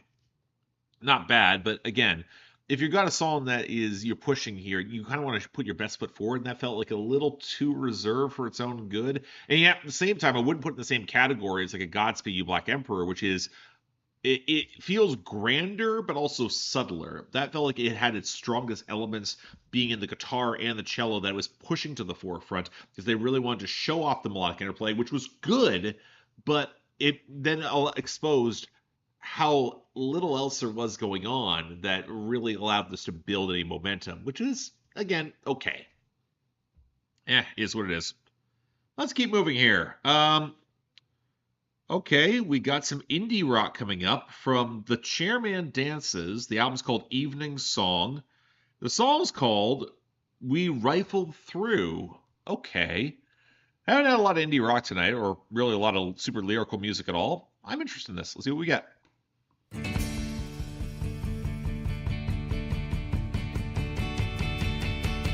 You know those bins outside of schools, you bet your textbooks. Oh. Someone drives, often needy kids. One day my friends and I, we rifled through.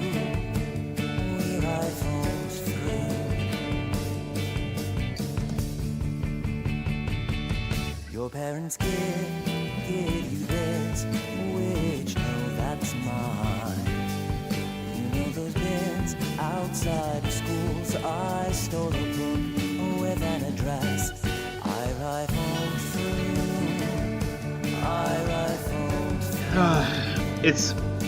I have a comparison. It's going to drive me nuts.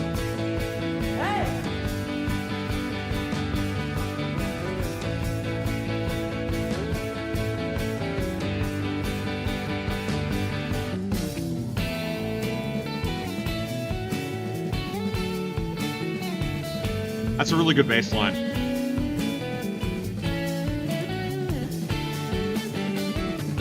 Also, indie rock might be the wrong comparison. You know those bins outside of schools. You put your textbooks in van. Someone drive off to needy kids. One day my friends and I, we rifled through. We rifled through. We rifled through. We rifled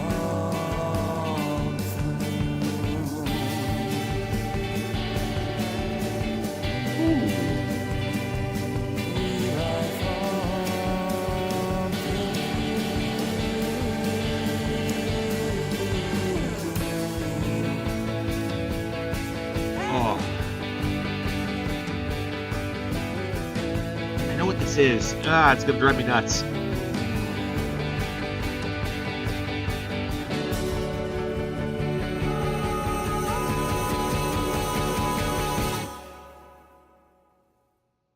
Okay, that was We Rifled Through by The Chairman Dances from the album Evening Song. That was really good. That was shockingly good, honestly. The guitar change-ups were really nice. I thought it had a hook to it, even if it was kind of basic. The bass was excellent in terms of the like establishing a groove there. The one thing that kind of struck me, I'm like, this reminds me of like a modernized, huskier, bare naked ladies. A little bit in that melody line, especially in the lead guitar, and how some of the vocals were just slightly layered. I know it's the wrong comparison. There's another person I'm thinking about. It can't quite spring to mind. I'm not sure what it is. Bare Naked Ladies is the first thought, but there's something else there, and I'm not sure what it is. It was really pleasant. I really thought that song was nice, but again, I'm missing it. It is what it is. It was really nice though. Like that was an interesting song. And again, apparently the lyrics, the way they are structured, like every single song is in sequence in terms of just an overarching love story and poetry that they built off of. So it kind of has me curious to check out the rest of the album because that was really cool. I don't know where the rest of it would go though. Yeah. Nah, Strokes isn't it. Strokes is way more insistent, and the guitars are way louder. That was more elegant. It's evading me. It will come to me at some point, and I'll be kicking myself that it didn't come up with it in the stream. It is what it is. All right, let's keep moving. All right, so we have some compilations to skip over. One from Cassius, and actually this takes us to the Chinese American Bear with the album Wah! Okay, that's fun. The song is called Take Me to Beijing. All right. This could be very interesting. Let's give it a shot. From the album, Wah! I'm not going to get tired of that. That's fun.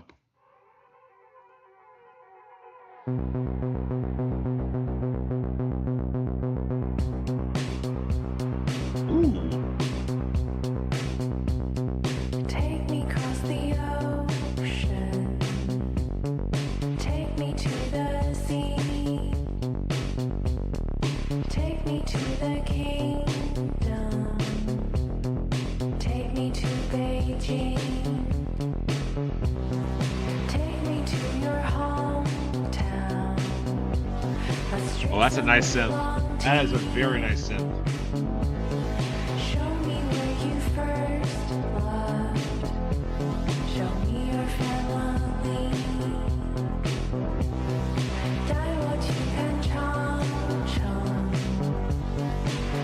That synth pulse is really present.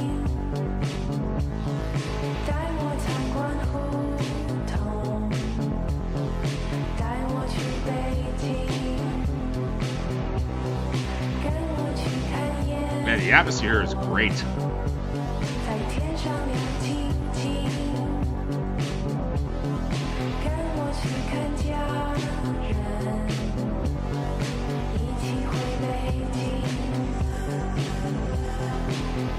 Ooh, that's nice.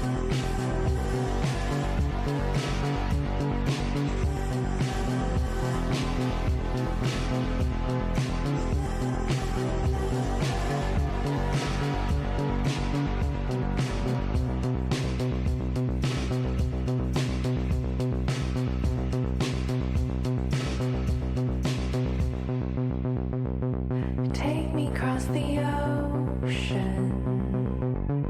Take me to the sea. Take me to the kingdom. Take me to Beijing. Take me to your hometown. Let's drink some oolong tea. Show me where you first loved. Show me your family. 带我去看故宫，带我吃烧饼，带我参观胡同。 I like this a lot. This is nice. 带我去北京，跟我去看夜景，满天都是星星。跟我去看家人，一起回北京。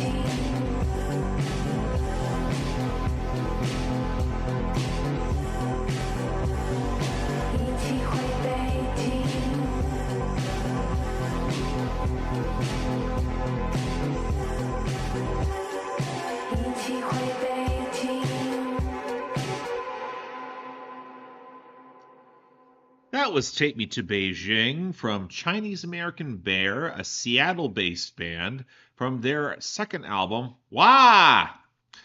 Which I might just continue doing because I kind of like how my face just magically just opens up when I do that.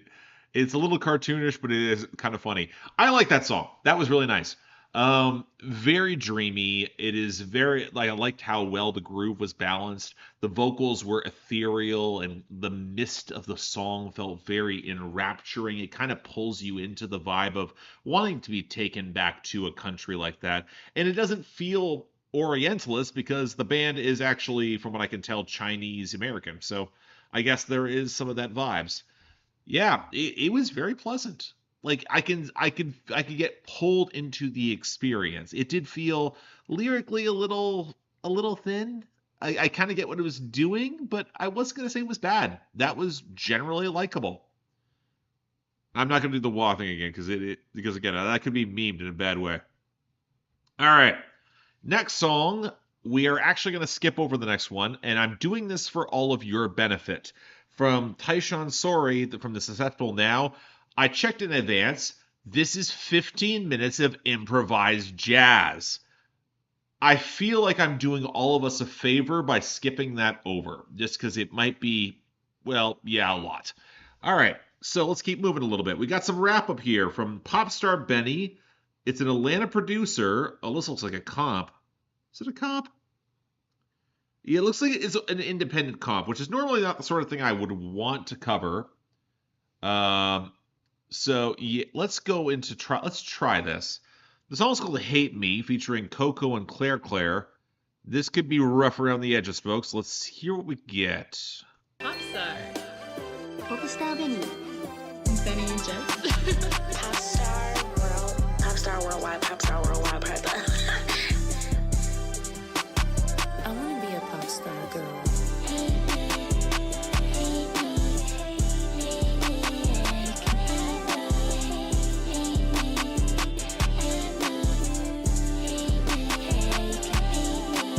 Fucking crazy, stupid bitch. She ain't option, make me sick. I know you thought I was a living. That's where I say in the clip. Can't imagine being such a flop. Whole fucking life, one big chomp. Maybe I need you if I needed a mop. No sound. I know haters hate me. Yeah, I don't know about this, guys. Hate me cause I'm that bitch. Hate me cause their man give me streams on the low. Hate me cause their best. No, don't do that. Hate me cause labels stay blowing up my phone. Hate me cause your mom got me as her ringtone. Hate me cause I stay in different time zones. Hate me while looking. Yeah, I don't know about this one, folks. Hate me, hate me, hate me, yeah, you can hate me. Hate me, hate me, hate me, yeah, you can hate me. Yeah, I kind of want to get the 15-minute jazz again. We might go back to that at the end if we have time and we don't get killed.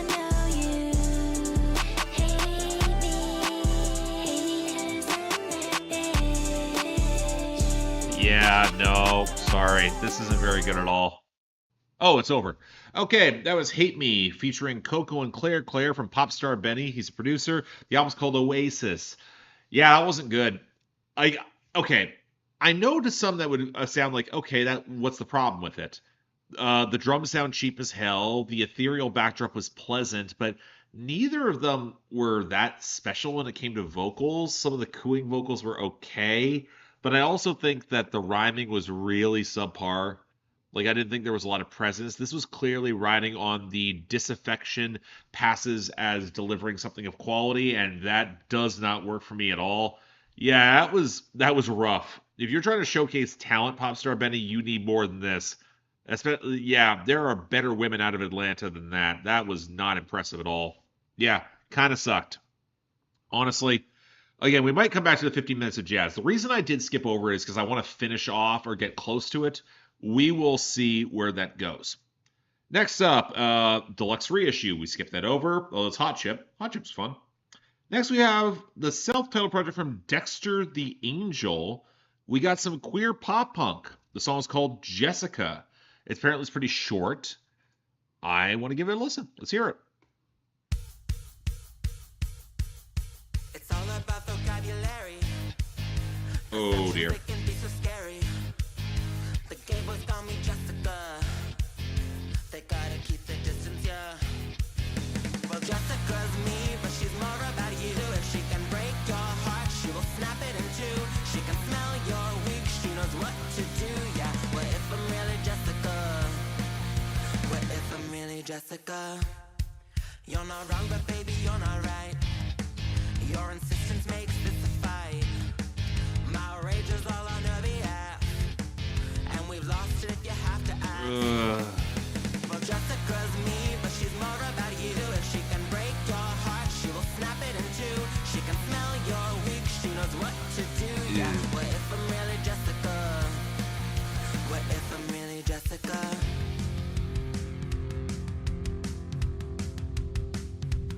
Oh. No one's pretty like Jessica. No one's real like Here's this. Jessica. Such a pity for Jessica. It's me, Jessica. No one's pretty like Jessica. No one's real like Jessica. Such a pity for Jessica. It's me, Jessica. Well, Jessica's me, but she's more about you. If she can break your heart, she will snap it in two.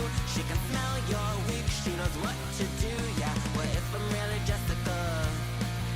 What if I'm really Jessica?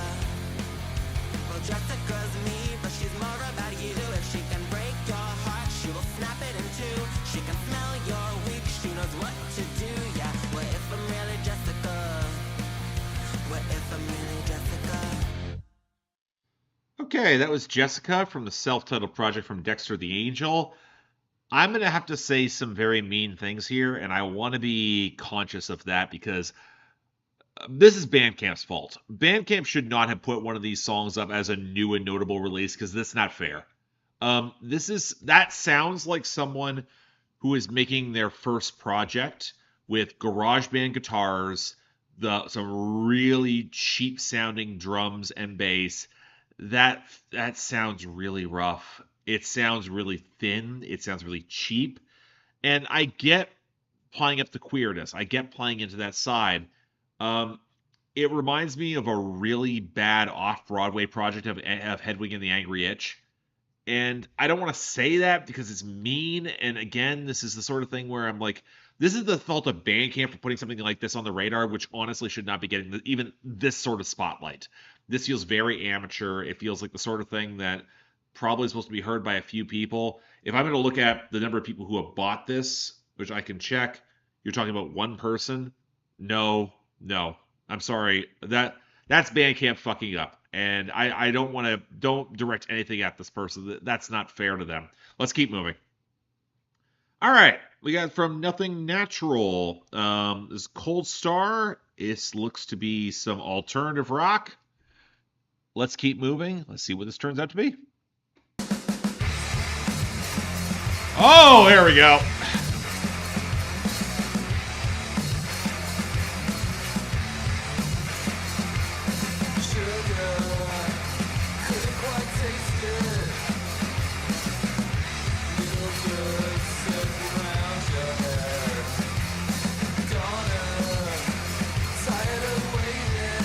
I don't know.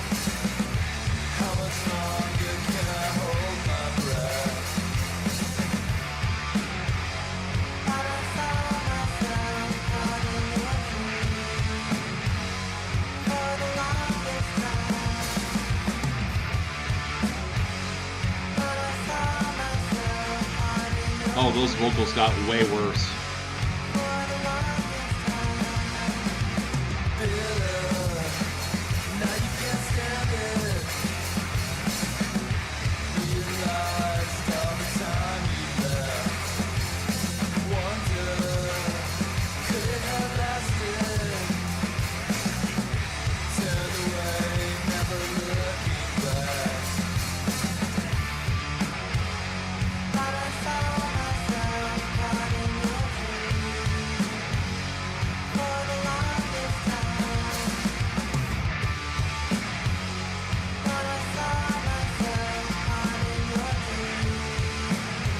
vocals aren't very good. Lost in your direction, following the breeze. I'm not feeling this, guys. Cherry-coated capsule, throw it back with ease. Lost in your direction, following the breeze. Very 90s. Cherry-coated capsule, throw it back with ease.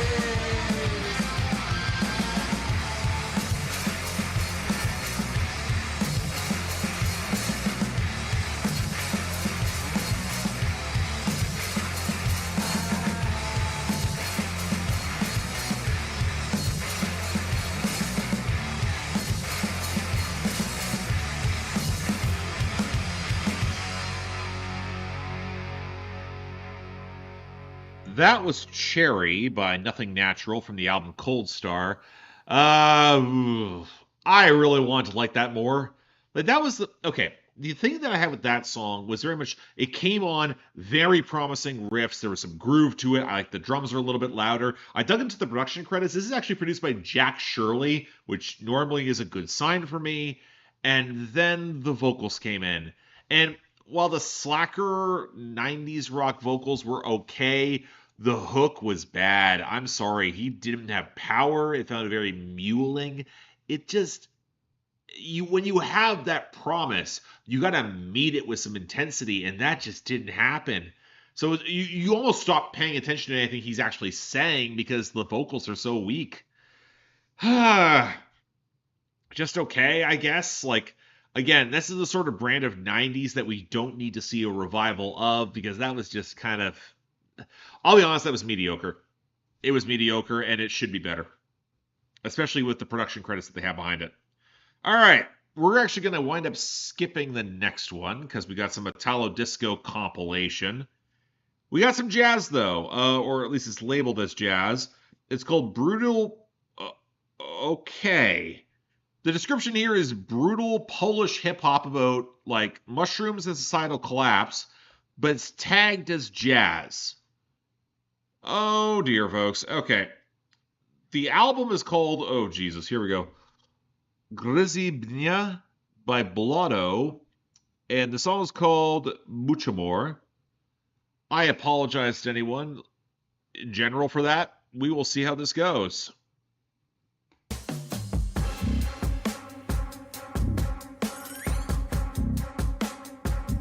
Okay.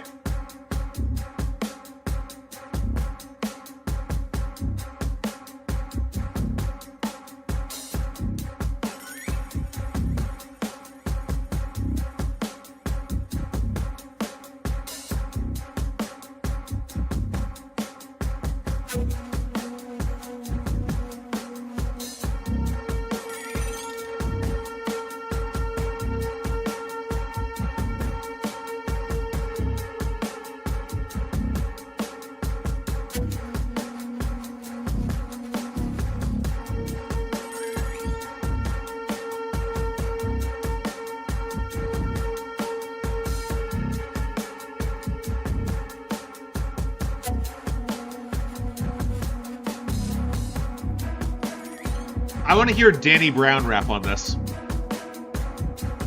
Because he's the guy who can rap on this.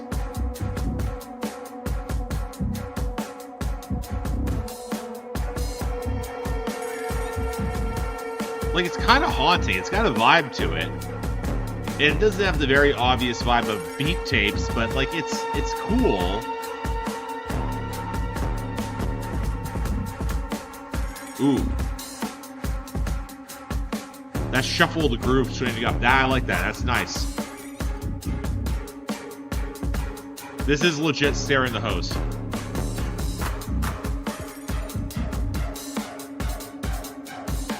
Okay. Build. See where it's going.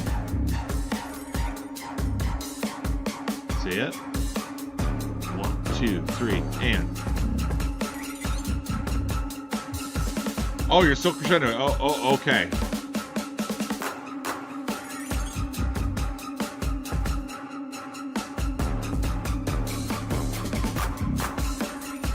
Danny Brown, get in contact with these people. This would be fun.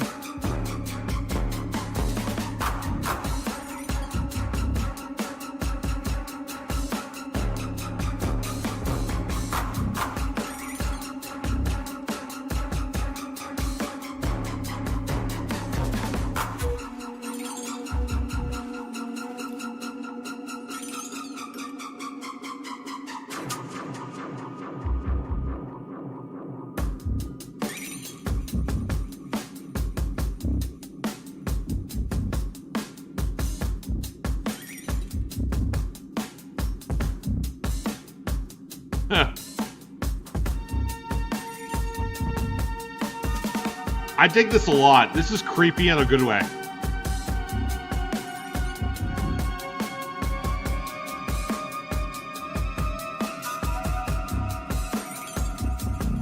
It is a little goofy in spots, but I feel like with the right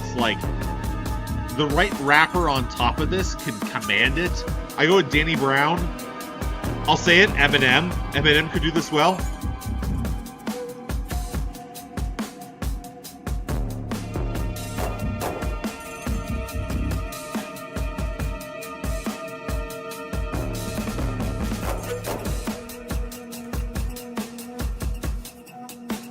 It might be a little weird for Eminem. I take that back.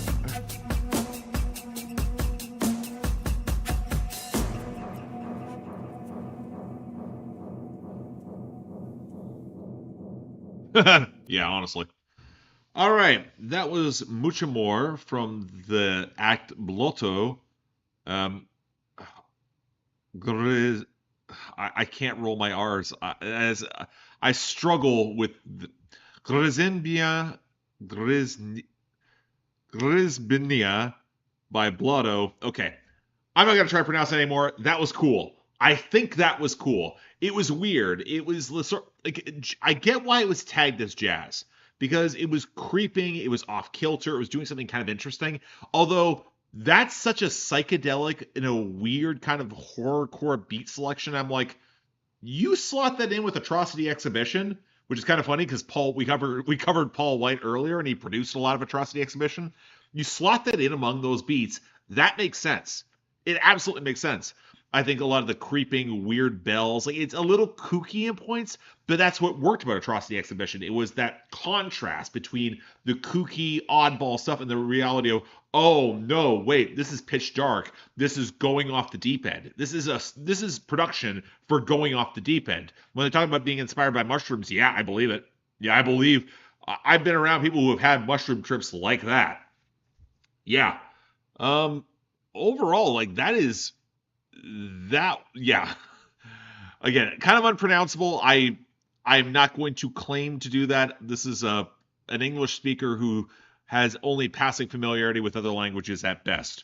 Was cool though. That was cool. I will hype that up. That was cool. All right, let's keep moving here. Okay, this next one is a compilation from the 80s. We're skipping that. Next one, oh boy. We got a fizzy lo-fi pop record from Austria called, the album's called Life is My Hobby. It's from Be Visible. Oh dear, I have a bad feeling about this, guys. The song's called Ella, and it's featuring Sylvia Pon Marti. Let's give it a shot.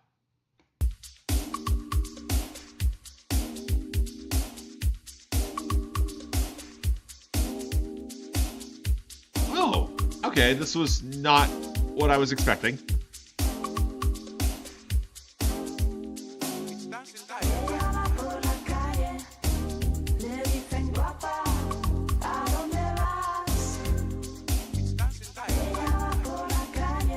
Huh.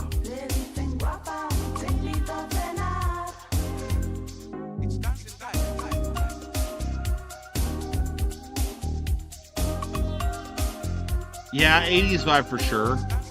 Like 88, I want to say. Maybe the percussion would be a little bit more frenetic for 88, but it's close.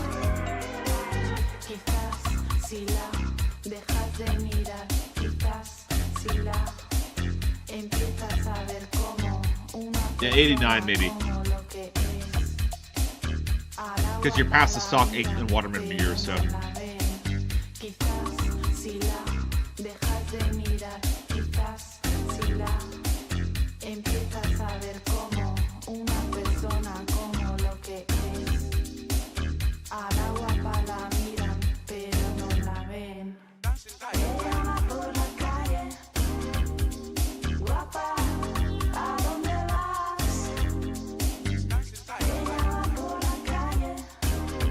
bringing in moments. I wish I liked it more, though.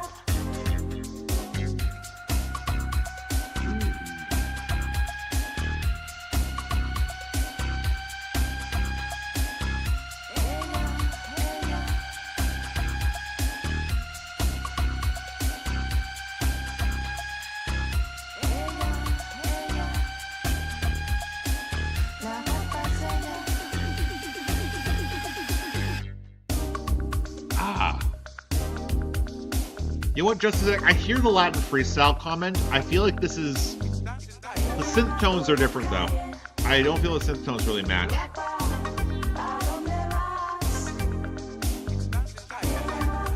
It'd be adjacent to that. Like, I can hear, like, Tina Maria on top of this. Maybe Lisa as well.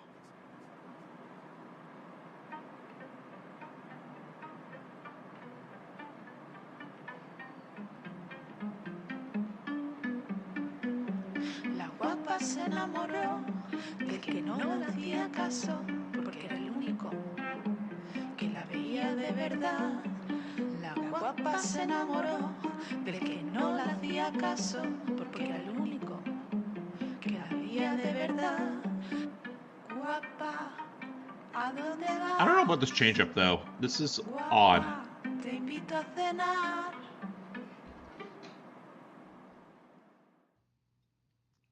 Oh, okay, we're done. That was from Life is My Hobby by Be Visible. That is Ella by Sylvia Pon Marti. Again, we talked about it as I was going through the song. It kind of had a bit of a Latin freestyle vibe, at least till the end, where it got very plucky and lo-fi and seemed to be doing a bit of an odd fade-out when it kind of ran out of momentum. Well, the entire song kind of ran out of momentum. Like, it was, oh, okay, so looks like somebody understands the lyrics, and a woman gets a lot of compliments based on her appearance and not based on her as a person. Okay, that's kind of cool. Again, I don't understand the language, so I appreciate somebody providing the context, and that kind of is... okay, you know what? With that context, it kind of makes sense, because it starts off very upbeat and kind of flashy, and then tries to ebb back to, like, I want to be talked about as a person in this moment. It's something that's a little bit more raw at the end of it. Interesting idea. I'll be honest, I expected this to suck, and it didn't. It was okay. I wouldn't say I would go back to it much, but it overall was not bad for what it was trying to do. Yeah, I appreciate that context. Thank you very much, Osmar. All right, let's keep moving. We only got 3 songs left. Actually, hang on. One, yeah, because I'm sorry, we're skipping the 20-minute drone track. I don't really feel up for that right now. And so we got 3 songs left. And then, depending on timing or if we get killed, I might go back to that 15-minute jazz song, because I kind of feel like I would like some 15 minutes of jazz. All right, let's keep moving here. Next up from Fabio Fabio, Progressive Trip Hop. Oh, boy. Spezzatino Porcino by Fabio Fabio. The song is called Tre Voci al Rave, featuring Enrico Ascoli. Oh, what is it? Okay, it's that kind of night. Let's give it a listen.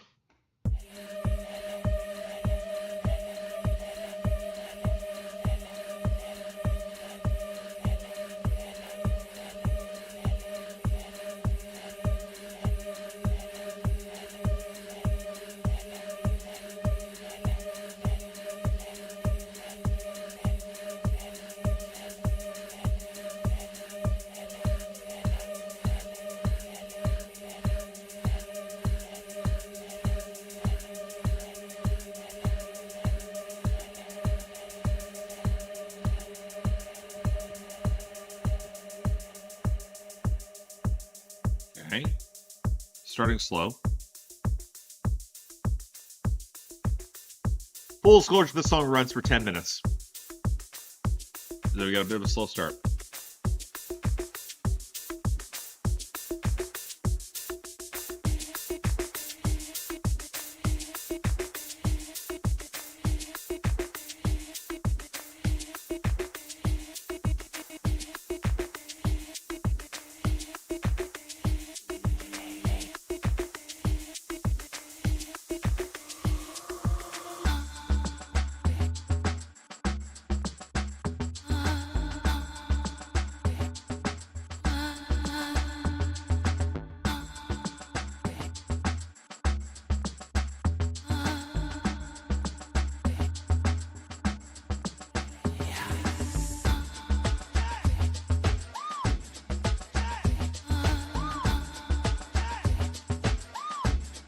I'm not getting a lot of trip hop out of this. To me, it's a little.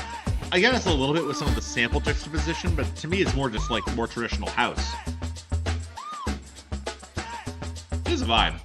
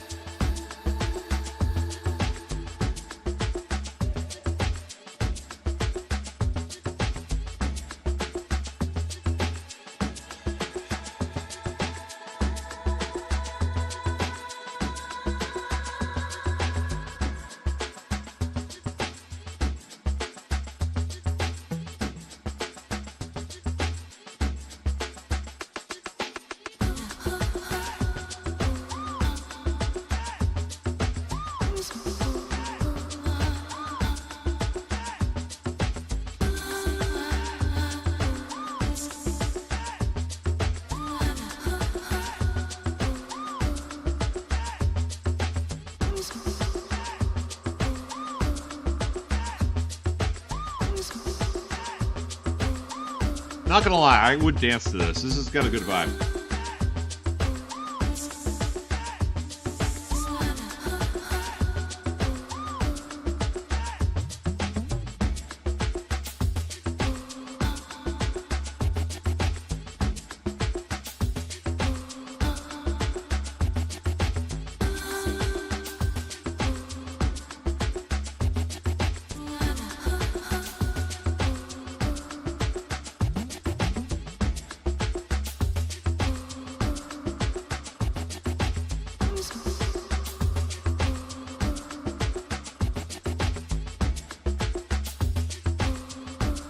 There is a smolder to this song that I like.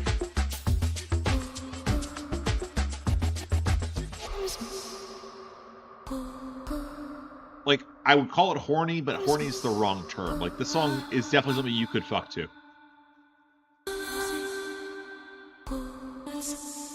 Well, at least it was until the groove dropped out here.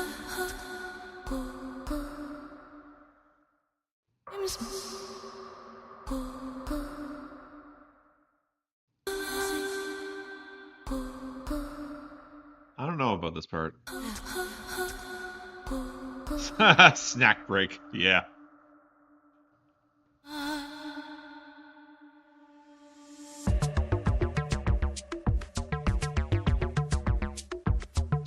Oh, that synth is more defined there.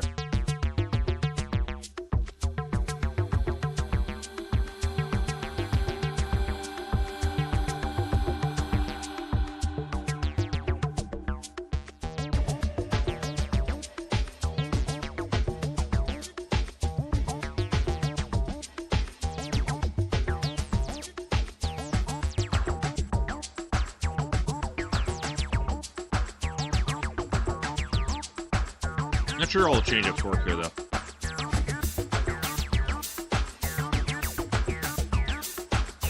Okay, that's better. I like that.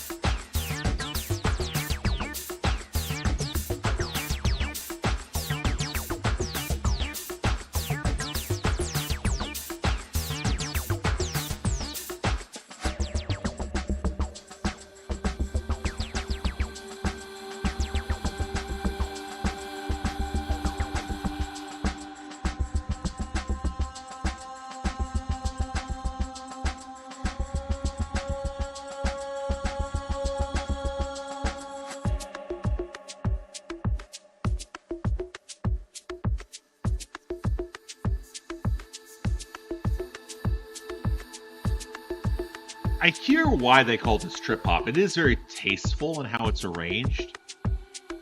I'm not sure I fully agree. I get it, at least. And they're certainly doing enough interesting things with the samples that would draw to mind that comparison.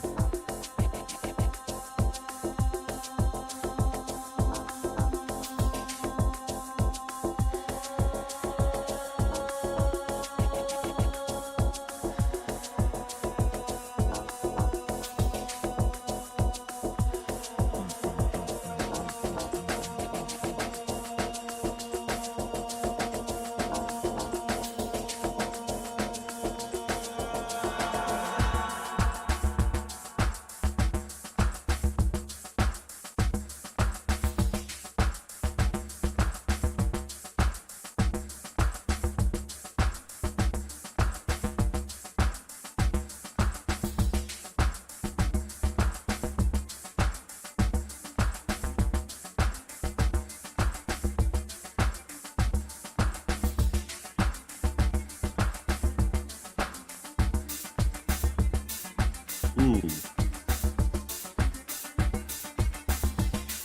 Credit for them for keeping this interesting. This is a long song and they're doing a lot with it.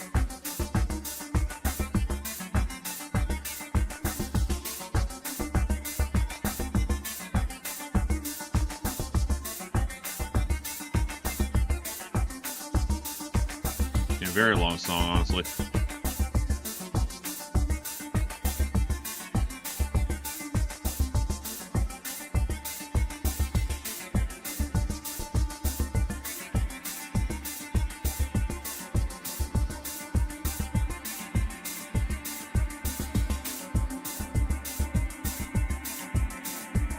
For those of you who are joining midway through here, we are probably mid to 2/3 of the way through this 10-minute house/techno/trip-hop song. Nah, it's not EBM. EBM has a thicker, like, mid-range and synth.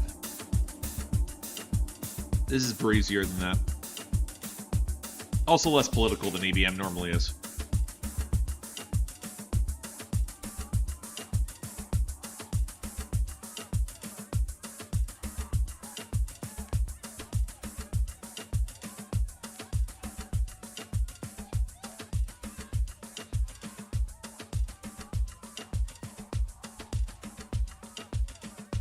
I like the samples midway back. Yeah, we have gotten far. Don't jinx it, Elliot.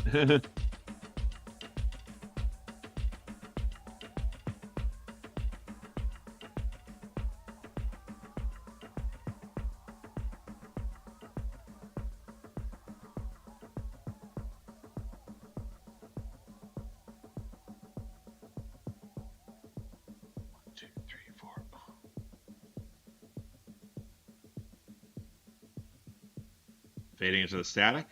I like that. Build. Okay, that was nice. That was very nice. Unless they choose to do anything out of this. This isn't the last song on the album, so they might just be static to fill it out at the end. Alright, so... And I'm about done with it. So, yeah, we are done, it looks like. Alright, that was Tre Voci al Rave featuring Enrico Ascoli from Fabio Fabio from the album Spezzatino Porcino. Again, apologies for my poor Italian, but that was pleasant. That is a song that I'm a little shocked was able to justify its nearly 10-minute runtime. There was enough good change-ups. A couple of them I'm not sure that fully worked. They had that vocal sample change-up where they dropped out the beat entirely. I'm not sure that fully worked, but I appreciate what it was trying to do. But overall, the grooves are good. The percussion had some texture. I get why it was tagged as trip-hop, even though I wouldn't fully describe it as such. I saw some discourse whether or not it was closer to Ray of Light. I get why that parallel was being made, but not a bad one. So yeah, that was nice. It was nice. I wouldn't say it was, like, striking or all that original, but, excuse me, overall, it was good. All right, we got 2 more songs left here, folks. 2 more songs, unless we're lucky enough to get to our jazz conclusion here. Here, the self-titled project from, oh my god, Vasion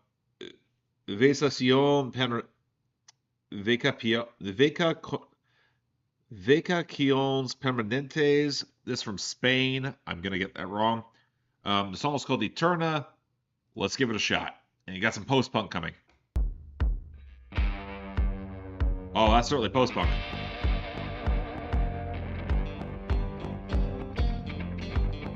Honestly, not even post-punk.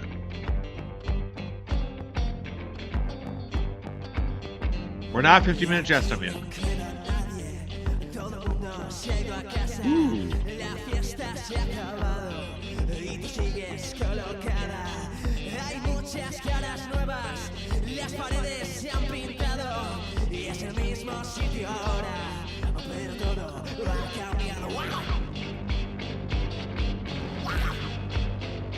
Yeah, it was tagged as post-punk.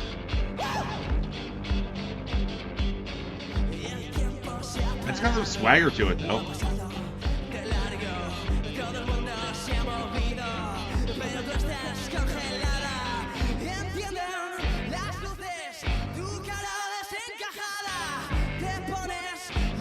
It's got more of a glam rock vibe, honestly.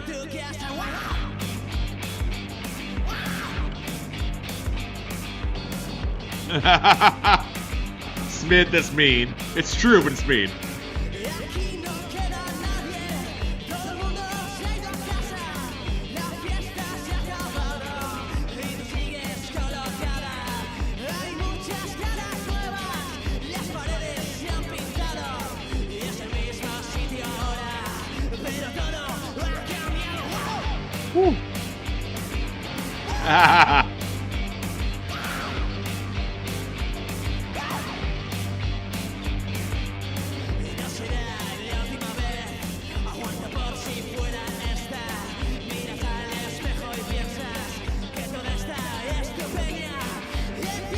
That guitar lead is really nice. The bass could be doing more.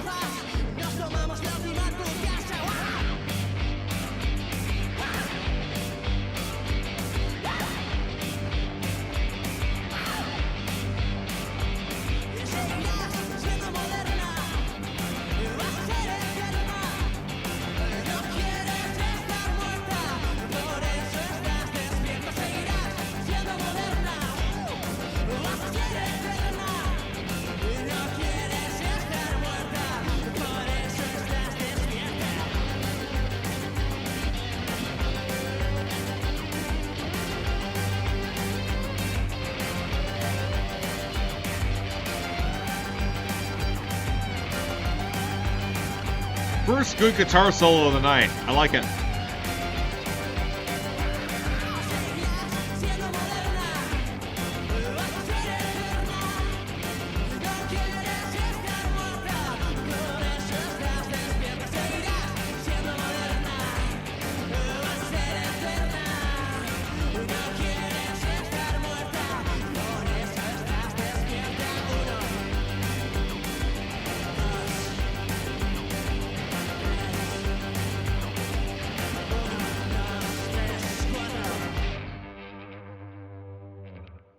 That was Eterna from Vacaciones Permanentes. I'm fairly certain when you translate that, it's Permanent Vacation. That's a self-titled album. It is their debut album, and that was really cool. I think I get why it tonally was being translated as post-punk, because I can hear some of that in the guitar smolder. It's not really post-punk, though. For me, that's more glam rock. Especially with their frontman, who was very much had a lot of swagger and snarl to him. A little bit further back in the mix than I would prefer. Someone with his level of vamping should be a little further to the front. And I will say this is a band that is crying out for a better, a better bassist, possibly a better drummer as well. The program percussion didn't bother me, but if you give that a proper drummer with a little crack in the snare, that could be taken over the top. As it is, that was good. I enjoyed that. That was fun. Again, I'm not sure everything they were talking about, given that it was all in Spanish, but I can appreciate that as it is. Lyrics about the vocalist and a girl being the only two left in an after party, him trying to seduce her, I guess. That sounds about right. It had that vibe to it. Yeah. Overall, it again, the sort of thing, it kind of gave a bit of Måneskin vibes, but I think this was delivered a little bit more effectively, more because I'm more convinced they all can play well. And the tone here had a little bit more the sleaze didn't feel oversold. It felt better balanced overall. And that, yeah, I'll endorse that heartily. All right, last song here, at least until we decide to go over and do 15 minutes of jazz, because that could very well happen. All right, we have... This is from Tombstone Poetry. We got some noise rap coming up from the album How Could I Be So in Debt? Oh boy. And the song is called What the Work Is For. This could be fun here, folks. Let's give it a listen.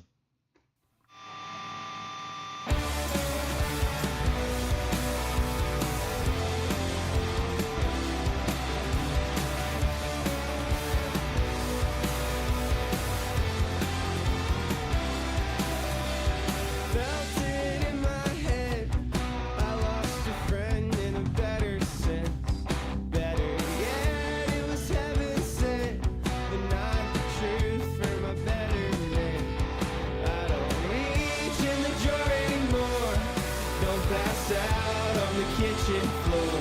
It's hard to see what the work is for, but I'll punch in and I'll lock the door. I'll punch in and I'll lock the door. I'll punch in and I'll lock the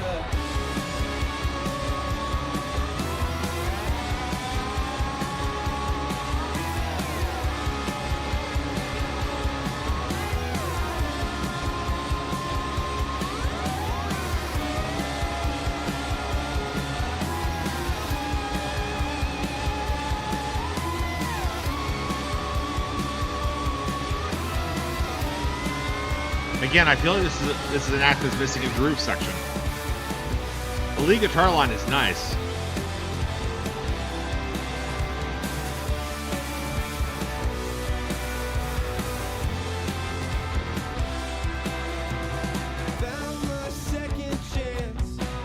Pleasant.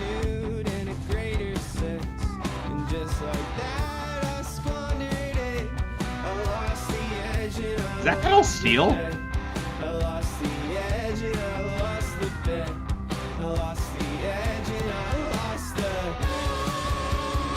It is pedal steel. Nice, that was right.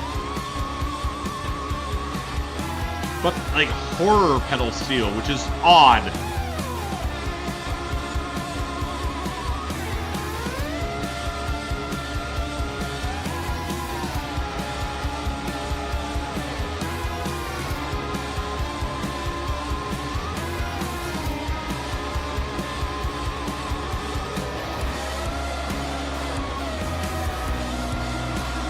Okay, I'm with you.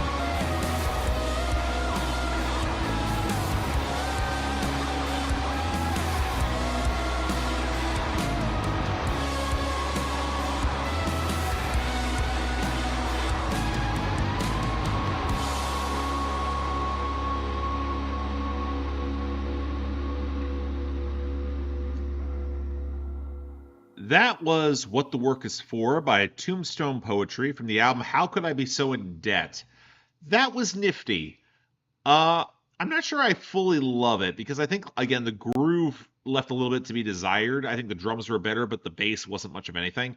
I will say that the lyrics, when I actually dig into them on the side here, it's actually about someone who is trying to commit to the 9 to 5 and then trying to find a second chance to get things started again, and then he kind of blew his own work blew up in his face, and it kind of gets to the existential horror of not having a job, not being focused. Honestly, kind of nails that. The pedal steel is an interesting choice to accentuate horror. I think they're probably doing that because they don't have a theremin, so not a bad idea per se. I don't know. I feel like that song should be a little better than it is. Like, I feel like I think the vocals didn't quite wow me there either. They were they were good. They just weren't great. They didn't command the mix as much as I was hoping.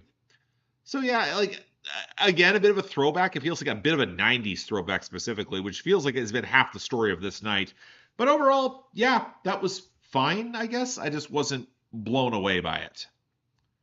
And you know what? That would technically end our night here. We have not been cut off. Again, thank you all very much for sticking around. I really do appreciate it. If any of you all are looking to leave right now before we potentially put on 15 minutes of jazz, I understand that. I'm probably going to play it because I'm legit-ass curious, and I've been told in the chat that it's really legit good. And if we go out, if this stream gets killed within 15 minutes of jazz, I'm calling that a win. That would be awesome. All right. So everyone else, thank you all so much for watching. If you want to help support the channel, again, I would point you to YouTube memberships because, again, it gives you some additional emotes and additional stuff that you can actually get prioritization, even including some of the higher tiers gets you access to the same backend as my Patreon does. That would be great to hear. That'd be great for any of you who want to hop on board. If you don't, that's understandable. Tough times. I completely get it. We kind of just finished off with a song there that was all about those said tough times. And also I covered an album that also touched on some of those touch times with the Chat Pile review. If you haven't seen it, please go watch it. It's a great album, too. That Chat Pile album is actually, it's deserving of the hype it gets. In my opinion, it's better than God's Country, which I might be the only person saying it, but I'm sticking with it. All right. I was told this was exceedingly good jazz by someone that I would hope would not want to lie to me.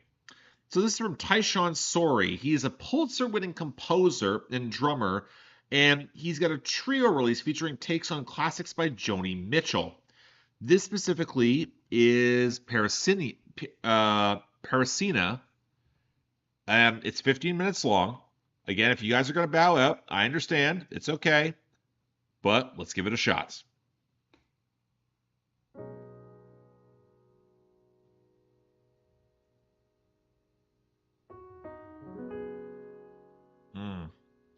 I like good pianos.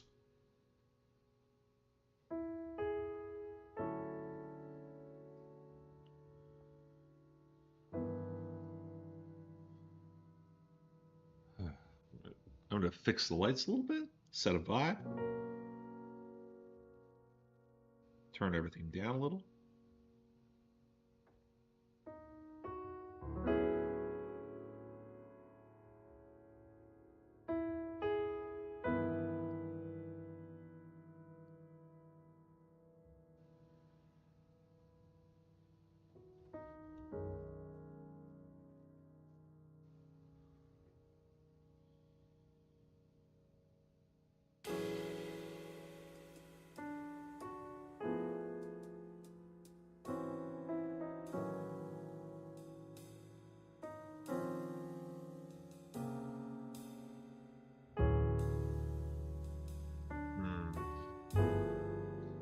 This is nice.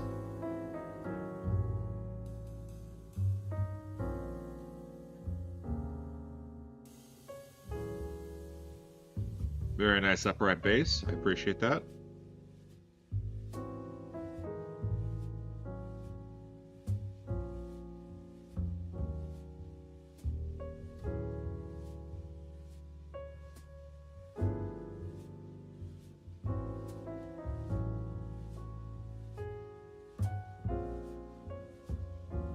Ooh.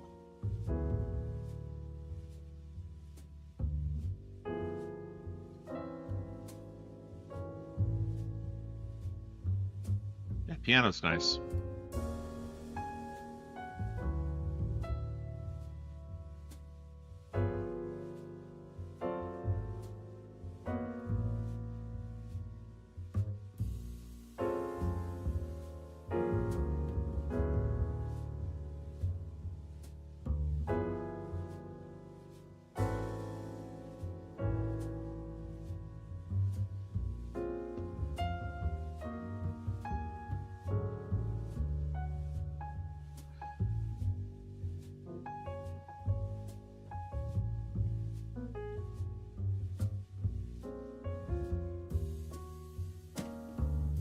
It's a very sandy, nice percussion, and especially playing off that upright bass.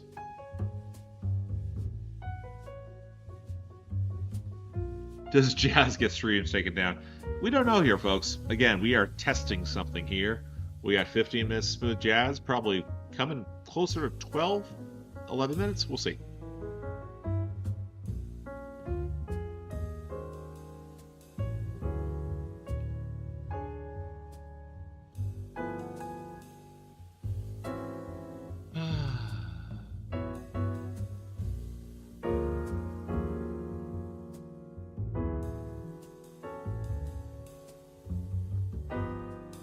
Kill a few more lights. Just keep the vibes going here, ladies and gentlemen.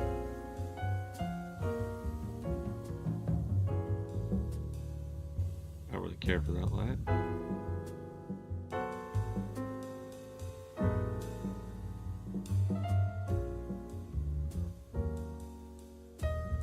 There we go. Yeah.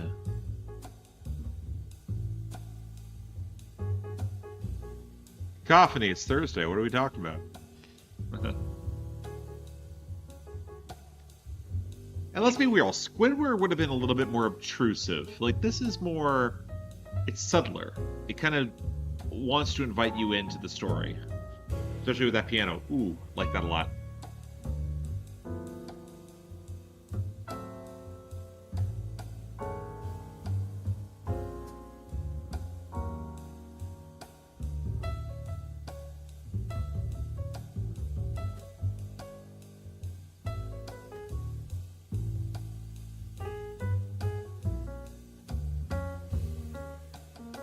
You're probably right. This isn't really tied to the Russian Revolution that well. Probably, like, given that it's an interpretation of Joni Mitchell, and given that a lot of it is...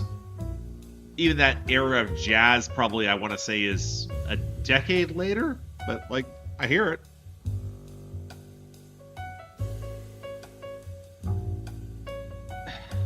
Why are you doing Squidward like that, man?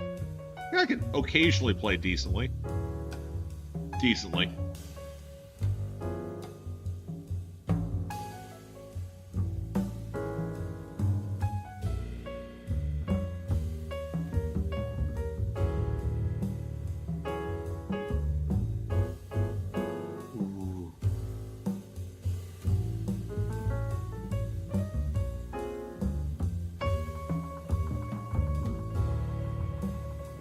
Ooh, that trilling piano is nice.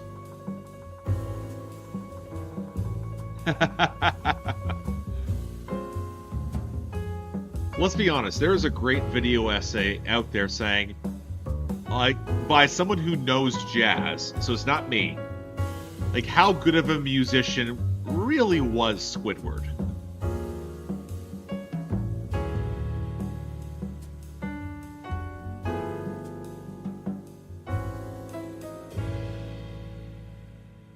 Why on earth would I watch modern SpongeBob episodes? That sounds like torture. Oh! We have a change up. We have a change up here.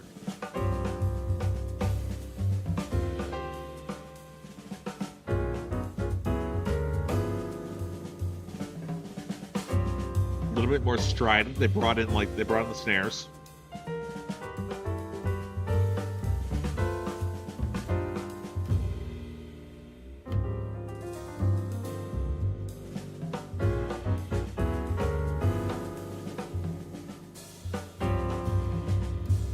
Very pillowy jazz, honestly. Like with the keys the way they were, like it feels very pillowy, very accessible. Like I gotta be honest, like we had some jazz tonight that I liked, some that I didn't. But if I go to the jazz that really impressed me tonight, I want to highlight that quickly. I'm just looking through here. Utaka Hirasaka. I thought her jazz was excellent. A little bit more of a Japanese city pop flavor. That was really good. Yeah, thank you, Cacophony. I appreciate that.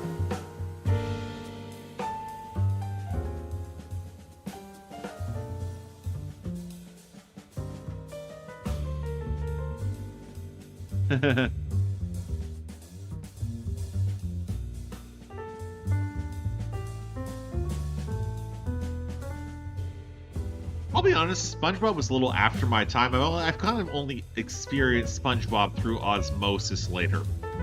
It is what it is.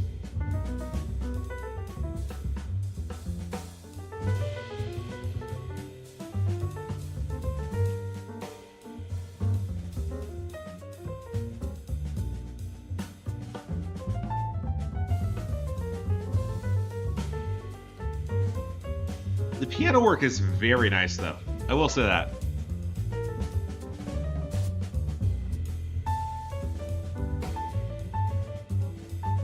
Michael, I'll say this. I kind of agree with you. Like, a lot of jazz for me is... The one thing I've really loved about doing Bandwidth is it's got me into more jazz. I find more stuff I can appreciate.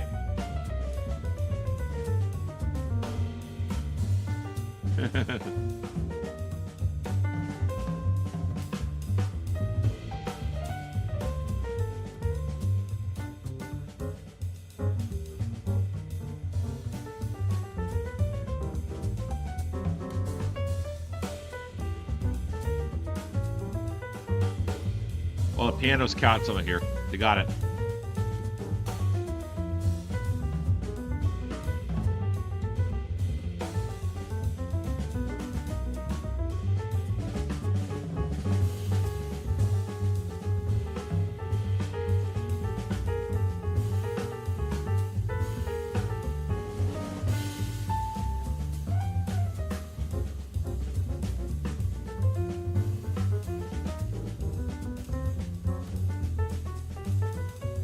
I'm digging this a lot. This is really nice. Like, it's... I don't think the piano is flashy, it's tasteful. Like, you can tell it's the sort of competency that comes with someone who knows exactly what they're doing, but someone who's not going to really. I'm gonna, like, if I show off, it's going to look effortless.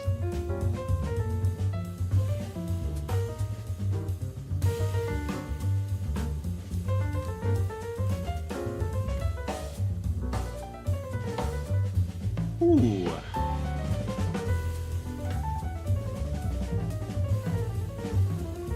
Okay, now you're showing off.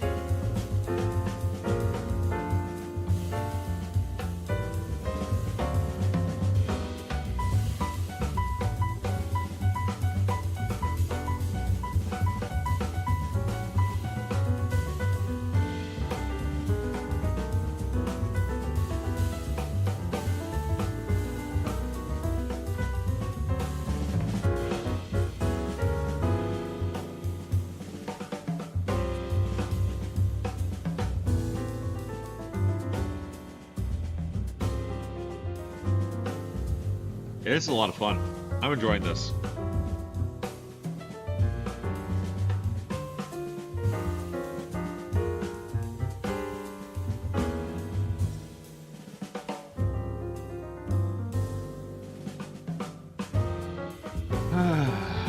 Good vibes.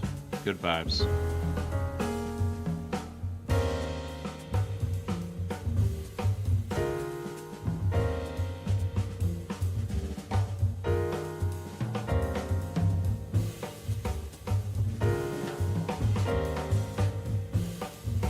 A little more strident. Oh, did we just get killed? Shit.